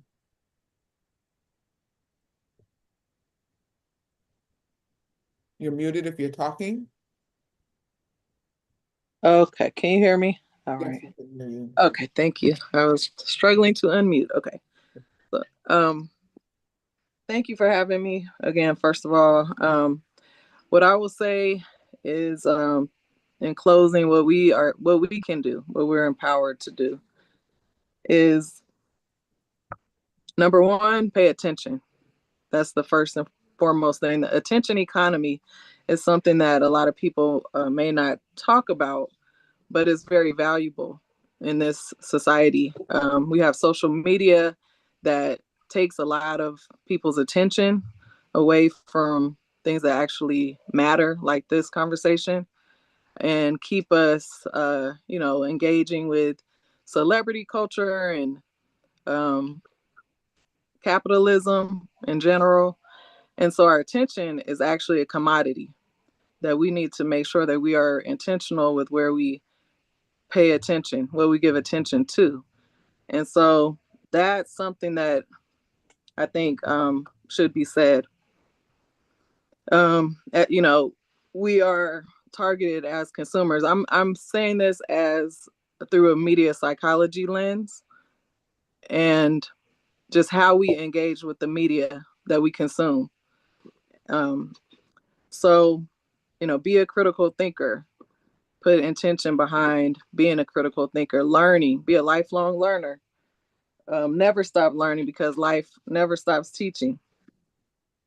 Connect yourself to the legacy, to the struggle, to the organizations. Connect with your community, connect with people you can learn from and connect the dots. Continue to connect the dots. I'm learning so much now. And once you get a better understanding of how all these things work in the world, which last year I didn't have the same understanding as I do now. And as I continue to gain understanding, it expands the conversations I can have with my comrades, and it increases my understanding. And so then I can go out and share that information with other people. Even if people don't necessarily seem to care, they do. You just keep talking about it. I talk to people everywhere I go about the Alliance of Sahel states, and they don't know what I'm talking about, but that doesn't stop me from talking, and eventually they'll engage with you. So don't be afraid to to take that stand and talk to people. And even if people look at you kind of funny, don't be ashamed. Talk about it. Continue to be a teacher and a learner. When I went to the Mali embassy and the Burkina Faso embassy in August of 2024, that was a very transformational experience for me. And when we asked what we could do here in America, in the diaspora, what can we do? Those are the things they told us that we can do. Continue to educate people.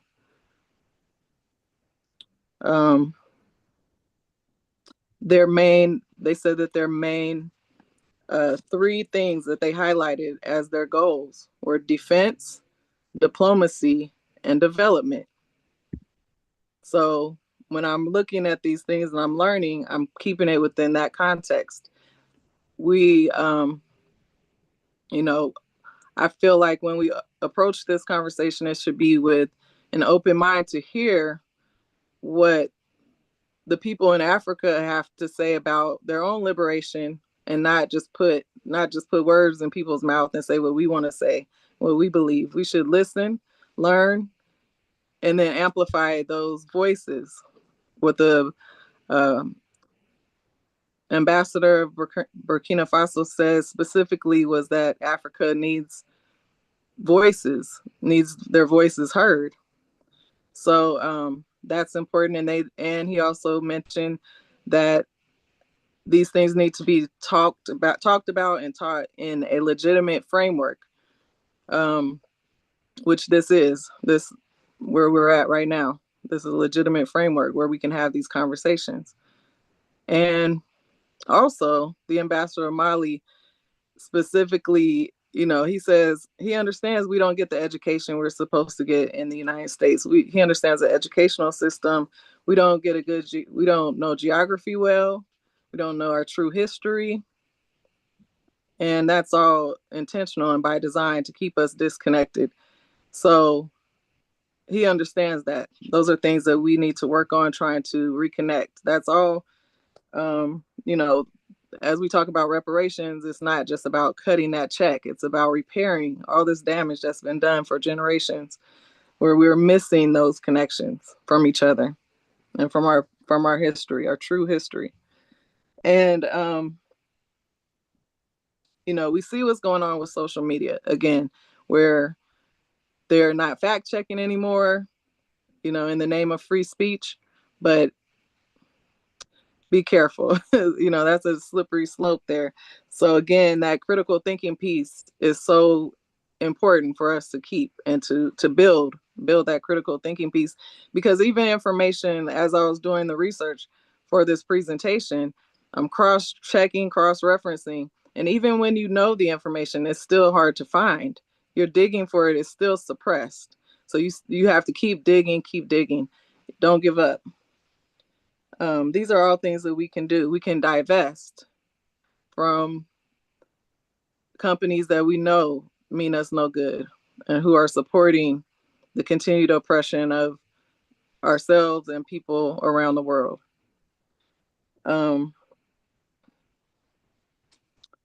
Let's see. Sister, what about your website? Oh, okay. Well, I'm working on it. I can share that again. I have a link tree. I don't have an official website, but I do have a lot of resources I want to share. So I'll make sure that gets put in the chat, the link tree / trapped voices. I'm losing battery power, so if I disappear, that's why. But so it's link tree / trapped voices. And link tree, I think it's like, well, it's broken up with a dot in there somewhere. And I like it, yeah, something like that. I'll try to put it in there before I go as well. There are 2 quotes that really inspire me that I would like to share, if it's okay. One from Assata Shakur. She says, "No one is going to give you the education you need to overthrow them. Nobody's going to teach you your true hero. Excuse me. Nobody is going to teach you your true heroes if they know that the knowledge will help set you free. So we have to go out and seek out, find our own heroes. It's not going to be given to us."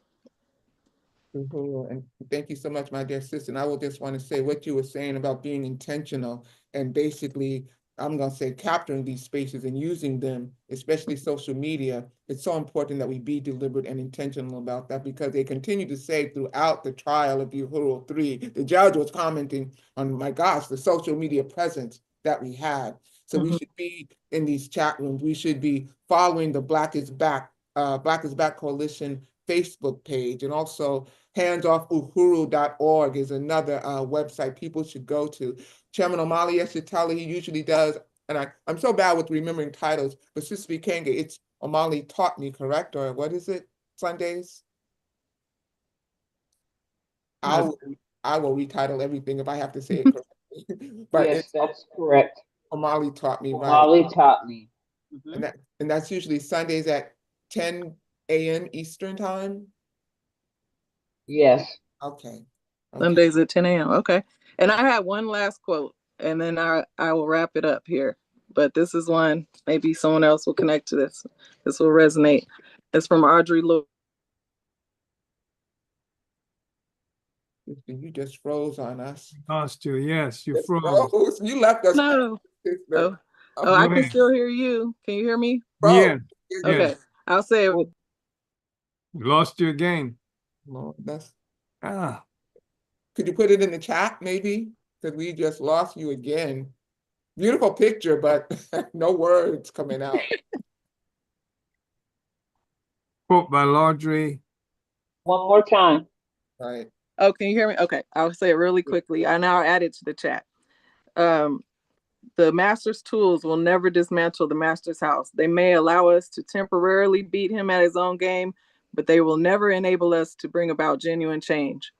So we have to take our power back. Ah, right on. You better talk like you're serious about revolution, brother Tafari. Right on. And my dear brother, we are with you wherever you are. I want our continental brothers and sisters to know we are with you. Okay, we are with you. Yes, we appreciate you being here, because we know you guys are on a way different time zone, and you don't even get electricity all the time. So we appreciate you, brother Tafari. Uhuru. And you're muted? Uhuru, thank you, Comrade Lisa, Comrade Jacqueline, Mafrika, Paul Pumphrey, Estiluezi, and the chairman. I really appreciate, this program. It was so informative. And, the last thing that I just want to say is that, we have to recognize where everything is going right now, and it's leading us towards this unified Africa, the unification of the African nation, and that's where it's going. And including some of the struggles we're having, we may avoid it, but then eventually that's where it's taking us. We're gonna have to have an independent, unified African socialist state. That's where we're going. We need an independent African socialist state to solve all these problems regarding the Sahel, Paul Kagame and Congo, and Mozambique, South Africa, including Lesotho, whereby there's a campaign, social media campaign though, claiming some of the land that's supposed to be in South Africa to Lesotho. Like if you look at Lesotho is this landlocked tiny thing, which is inside of South Africa, literally inside a country, inside another country. And then, but then in terms of language, the dialect, the culture, everything, there's lots of people who are in South Africa who are referred to as Basotho, speaks Lesotho, exactly the way it's spoken in Lesotho. Everything is the same, but then they're supposed to be South Africans, and the people in Lesotho are supposed to be Basotho. And now the people in Lesotho in terms of this campaign, I don't know how serious it is though. They claiming parts of Free State, the Free State province, and maybe KZN province and things like that, to say that that initially was supposed to be part of the Kingdom of Lesotho. But if you look at how the Kingdom of Lesotho developed, it's all colonialism. It's because they wanted some type of protection from Britain against the Dutch, the settler Dutch, who were penetrating the interior here, being pushed from the Cape by the British. And, we had encounters with the African, different groups of Africans here, like the Zulus and the Pedis and whatever, and established themselves here, what is called the Gauteng province in Johannesburg. And so the kingdom of Basotho, they were concerned about, being dominated by the Dutch, and then they got to be classified as some type of protectorate of Britain. So I guess when they created that border, and some of the land ended up in the hands of the Dutch, and then it was part of South Africa. So that type of mess, including Swaziland, for example, they speak Isiswati. The dress code, culturally, everything is the same as the people who are in Mpumalanga. Zakele Mkonza, he speaks Isiswati. Uzakele, he's in South Africa.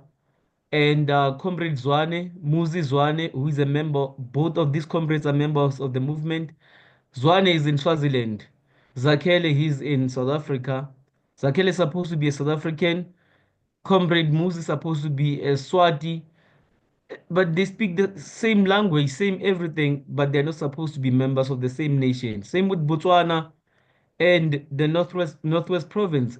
We speak Setswana, where I'm at in Forgeville. We speak Setswana, literally everything, but then Botswana is something different. So colonialism is ridiculous. The borders don't make sense. They divide families, and as African people, we are a family, and it's happening naturally. We can see it. Comrades in this on this platform, some are in the US, some are in Europe, and people that are watching here all over the world. It's Africans everywhere. One Africa, one nation. We cannot deny it, and it's the only solution for us. That's where the power is, and we should not fear that. I think I don't know who it was, Chairman. Comrades, you'll help me. Who said if you fear what socialism, if you're scared of socialism, you're scared of yourself. And if you're scared of African unity, you are scared of yourself. That's it. If you're scared of one Africa, one nation, then you're scared of yourself. That's what it is. And you cannot stop this train. That's where it's going, and Africa will be free. Uhuru. Uhuru. Thank you so much. I want to give a brief announcement before bringing it to the closer. We only $20 away. We only 20 of them ugly dead president dollars away. I can think of nothing better to do with them dead presidents than to use them toward African liberation. So $20 away, and we know it ain't easy for us to come by them. So we don't take that for granted at all. We understand that, but $20 away from reaching our goal. I know we're going to have that before this webinar ends. I know we're going to have it before that. And also, I just want to again emphasize that, you know, the struggle that they're having around Uhuru Bakery and Cafe in St. Louis, Missouri. And from what I understand, that it is in that the African People's Socialist Party and the Uhuru movement has done so much to reinvigorate that whole area, which has been the predominantly Black area of St. Louis and Missouri. You know, which is they like to keep it destitute. They want to have a food desert. They don't have grocery stores or anything like that. So they have been really helping to transform that area. I've been there and I've seen it myself. But they also want to open up a bakery and cafe, you know, so the people can have access to healthy food. And the city is blocking them from doing it for whatever reason. They're blocking them. So they denied the permit, but they're going to have a permit hearing Wednesday, February 12th. I think, does anybody know the time? Is it 12 o'clock p.m. that they're having that, Sister Ikenge? Do you know? Anyway, but please. I will get it and put it in the chat. Thank you so much. And you can go to the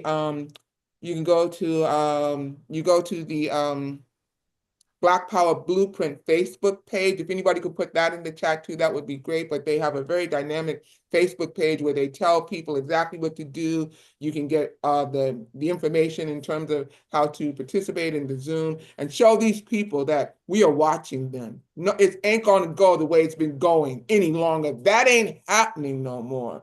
We are powerful. We have always been our own liberators. We, the people, we are all that. I'll hear some people say, oh, you ain't got no friends. I'm like, we all that we need. You know, we African people, there are over, about 2 billion of us.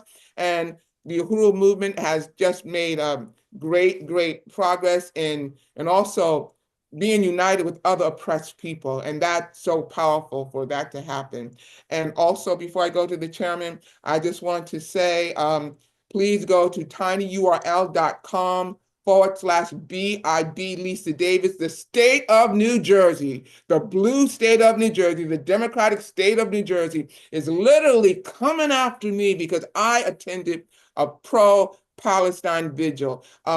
If you go to tinyurl.com/BIB Lisa Davis, you will see a petition that we're asking everybody to sign, but also within that petition is a link. And it'll show you what happened. An unhinged Zionist comes after me. I defend myself. And the state of New Jersey is telling me that no Black person has any rights that anybody white is bound to respect. They literally operate on that. And I say this having lived there my whole life. I could tell about all these other things I've encountered. But anyway, please do that. And yeah, and my court date is February 21st. I shouldn't say my court date. Their court date against me is February 21st of this year. And on that note, Chairman, I'm going to take it to you to close us out. And of course, with telling us what we can do and also tell this government what they can do. Oh, boy. Yeah. Uhuru, I want to thank you so much. And I want to thank everybody for being here. Sister Jacqueline, should I know your parents? You mentioned something specifically about your parents early on.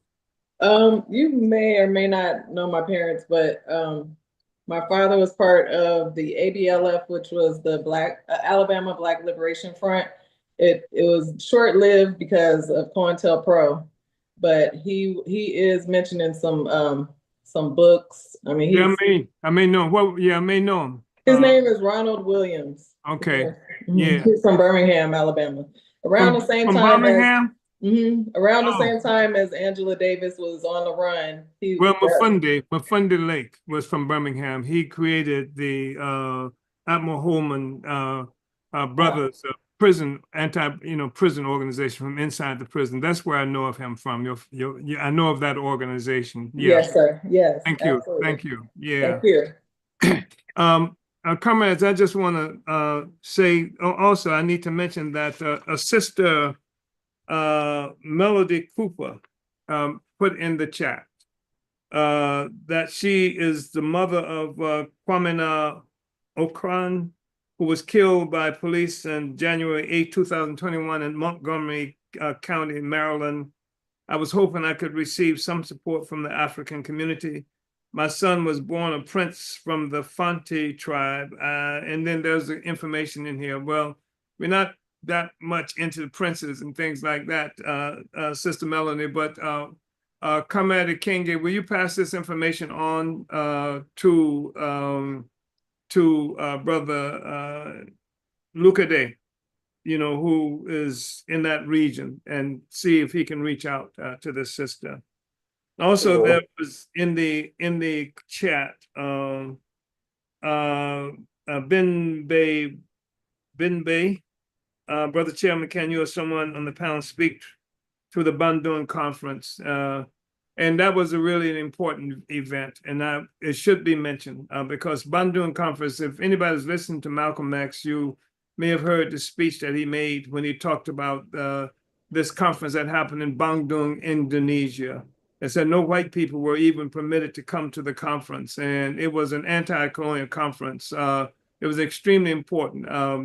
Leaders from China were there, from various other places around the world, and this discussion was to end colonialism. That was what, 55, 54, 55, something like that. By 1960, somebody in this room can tell me, I forgot the exact year, where they killed 1 million Indonesian communists. In Indonesia, they killed 1 million people that the CIA was involved in, literally 1 million people. And this was the part of crushing the, how's that coming? 65, I think it was. 65, you think? Indonesia, yeah. Okay, and so this was a part of the struggle to crush this is part of the efforts to crush the anti-colonial movement, because everything revolves around us, the colonized people, and we get taught a different story because the colonizers are in charge.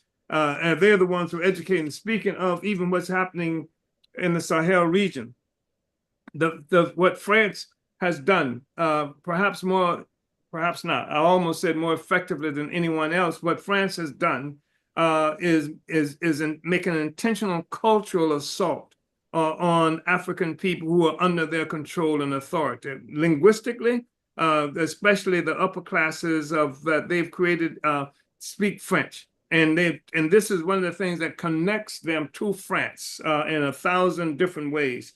So I wanted to mention that just in terms of how France has moved and how they work all the time to corrupt our consciousness and our intent. We see the world through the lenses of the colonizers. We don't have an independent capacity to look at the world. And France, in fact, was quite confident and is not, and perhaps even a bit confident today that they can hold on to and recapture what they appear to be losing in the Sahel because of this whole cultural impact, the whole cultural assault. They created something some years ago called the Sahel. One of the leaders of French colonialism, a man named Foucault. Is that how his name is pronounced, Carmen Louise? Yes, correct. Yes. He was from French intelligence. He's played a major role in developing French a neocolonial situation and strategy. He was there in virtually every important, significant kind of event constructing the whole French neocolonialism. He was there. And they created this thing called the Sahel. The Sahel didn't go through parliament or anything like that. It was the president of, it was the French intelligence, and it was major corporations who were extracting value from Africa that constituted this body. It's really important for us to understand that they put forth like these structures, et cetera, that we should adhere to, but they don't mean anything to them. They go behind the back under the structures and what have you to carry out their mission to control Africa. And anyway, the Bandung Conference was a really important advance. It contributed to the development of the non-alignment movement, where again, African people were trying to seek our own direction and even an alternative to being pro-Russian or pro-US, et cetera, what our own direction. This is something that came out of the Bandung Conference.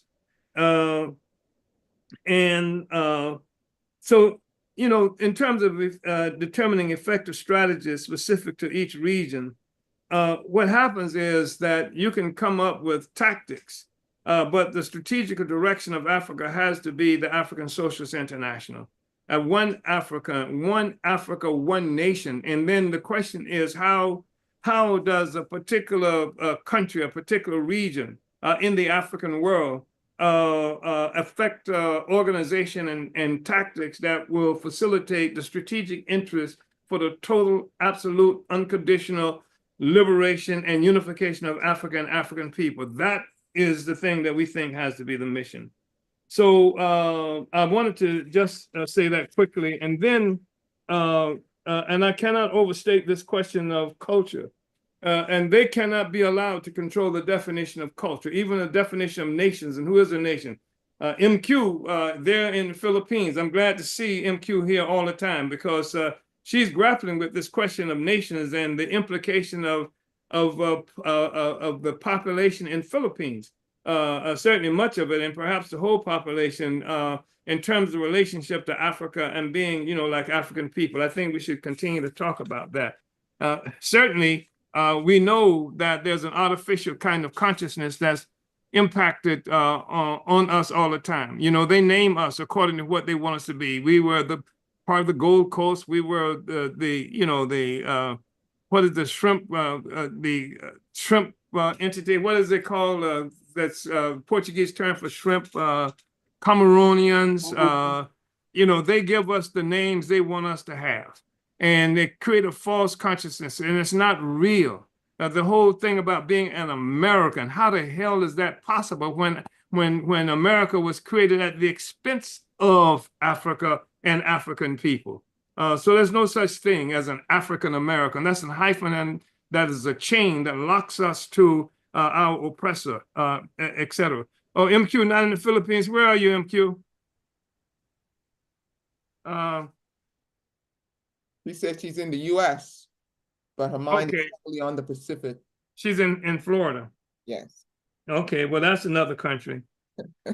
I wanted to also mention that, you know, I was talking, and, you know, we did a lot of work around the liberation of Leonard Peltier, which is important, obviously important in this country, but globally, because Leonard Peltier was an indigenous man. He's Lakota. From Lakota group of so-called Indians, as they were characterized, and was locked up for 50 years from 1975. He's just getting out of prison on the 18th of this month. And somebody was talking about something that he wrote, that when he was in prison, that at one point they had him in the hold, they had him in solitary confinement. And it affected him to so much that he was afraid that he was losing himself and losing his identity. So he wrote his name down on a piece of paper and put it under his mattress in his cell so that he could take it out every now and then and remember who he is. And this is the kind of thing that happens to us as colonized people. The assault on our very existence, our very identity. And that's a critical question. It's not a small thing. I'm not just saying this to make conversation, because it's a requirement of colonialism to deny the existence of the colonized, because our existence is evidence of a crime that's being committed. And that happens to us all the time. I want to say that what we need to do and what we have to do is build a global African People's Socialist Party. We have to build a global party that can, this Garvey, look at what Garvey did. And this is why he came under assault, because all of Africa, not just in Africa, but Africa in Asia, Africa in India and what have you, came together. And we were on a strategic mission for the liberation of Africa, Africa for Africans at home and abroad. And abroad was those of us who were not in Africa. And Garvey built that incredible movement and never put his foot on the continent of Africa. As long as he was alive, he never was in Africa, but he understood what the mission for Africa and African people had to be. So I wanted to say those things. And then I also wanted to make the point that that it would be really important. Comment Paul as we know, many of us, there's a huge struggle that's happening in Bethesda, Maryland. And this struggle revolves around the fact that the colonizers have taken possession of land where our ancestors were buried. And many of them, and perhaps most of them, children. Many of them, and perhaps most of them, little girls. And many of them were buried because at ages as young as 10 years old and what have you, they were being raped to make babies for people who had enslaved us. And I think that, Paul, it would be really important if people were able to go and where should they go to get information about this Bethesda African Cemetery Coalition? We can't hear you, Paul. You're muted.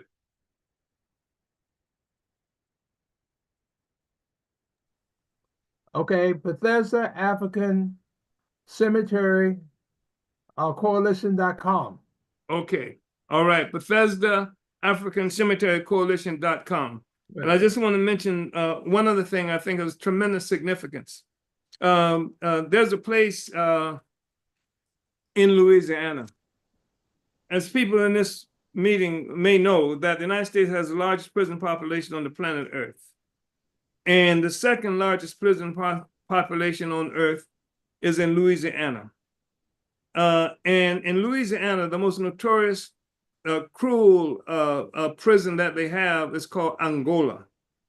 And it's almost like a mockery that they would name this prison Africa. And obviously, the majority of the people constantly in that prison are African people. They have an extraordinary process, a judicial process is what they call it, where they are able to convict someone for capital crimes even, without having a full jury, and they can have a jury of 10 out of 12 that can make this conviction. And so I want people to go to look into that. There's an incredible struggle that's raging even as we have this discussion today. And it's Louisiana United International, LUI International. And I think you can Google that and come to support that. All of this is Africa. That's why I'm mentioning it. And I'm mentioning it because what we see happening in one place in Africa is being something that is an iteration of what's happening to African people in other places. And so I want to just thank everybody for coming on to this meeting. And the coalition itself, the Black is Black Coalition for Social Justice, Peace, and Reparations, was something that was conceived of by the African People's Socialist Party to reunite our revolutionary movement that had been destroyed almost literally, through assassinations, mass and targeted arrests and things like that. And our statement continues to be that Black is back. And again, just want to appreciate everybody for being here. And did we raise the money yet, Comrade? Did we get the final 20? Do we have a final count? And Chairman, I just want to say that the sister who you acknowledged and you said that you would have somebody get back to her, she said, I want to thank you all for hearing my cry. And she put up little prayer hands. So that's what we want to be there for. It's about us being there for each other. Yes. We don't have to be alone. We don't have to walk this walk alone. No more. No more. And that's what we want the Black is Back Coalition to be about. And again, we want people to join boots on the ground. We are working bees. We will be there for each other as we transform this society. Also, I got a message that the hearing is going to be February 12th at 1:30 p.m. Central Time. This is the hearing for them to, about the building permit for Uhuru Bakery and Cafe. And also, the hearing they're having for me is not going to be virtual. It's going to be in person, South Orange, New Jersey. But the main thing about that to do is to please go to the petition tinyurl.com/Lisa, tinyurl.com/BIB, which stands for Black is Back, so BIB Lisa Davis. And again, we appreciate your time. We appreciate your support. We appreciate everything that you have done. We appreciate all those who have watched. Sister Lisa, yes. Before you close us out, please, I do want to thank everyone. We raised our $500, so uhuru. And we got one more announcement. If the chat can pull up the screen. Also, Paul Pumphrey has his hand up. Right. No. I was cheering on. Oh, okay. Oh, you okay. The next one, any announcements? The announcements. Text. Oh yeah, there we go.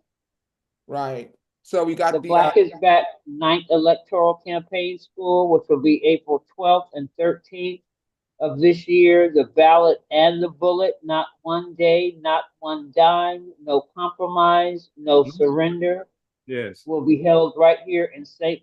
Louis, Missouri at the beautiful Aquaba Hall. The registration link, you will find, everybody might want to please copy that down because you can begin registering right now. In addition, we have consolidated housing at the Wingate Wyndham St. Louis Airport Hotel. You can begin making your reservations now. The rooms are $132 a night. We've got doubles and singles.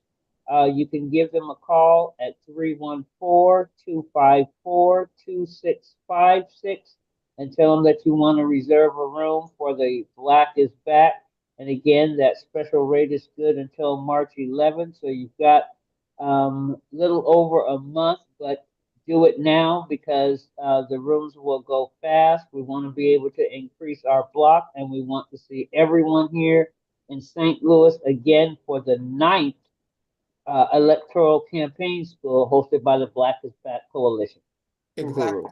And we don't just tell you how to elect people, we tell you how to put them out of office. You know, and we tell you how to get them out of office. And we are about supporting revolutionary candidates. We ain't tied to the Democrats nor the Republicans. They've never been for us. And it's about time that we own who we are. We are the reasons that chattel slavery ended. We are the reasons. We are the reasons that everything that there has been any kind of advancement for us at all. It is because of what we have done, not because of these Democrats or Republicans. And on that note, brothers and sisters, thank you again so very much. We appreciate you more. We can show you better than we can tell you how much we appreciate you. And that's what we try to make the work of the Sister Lisa, is it possible to get a screenshot of everybody who participated in this? I've seen somebody do that, something like that before, where people turn on the cameras and... Right, tech people, how do we do that? Is it possible? I know it is. Everyone turn their cameras on. Right. Yeah. Everybody turn their cameras on. Yes. Come on. Let us see your charming visage. Yes. Yeah. Now, how do we on. So what happens now? Right. There's something. Tech people, we got any young people with us?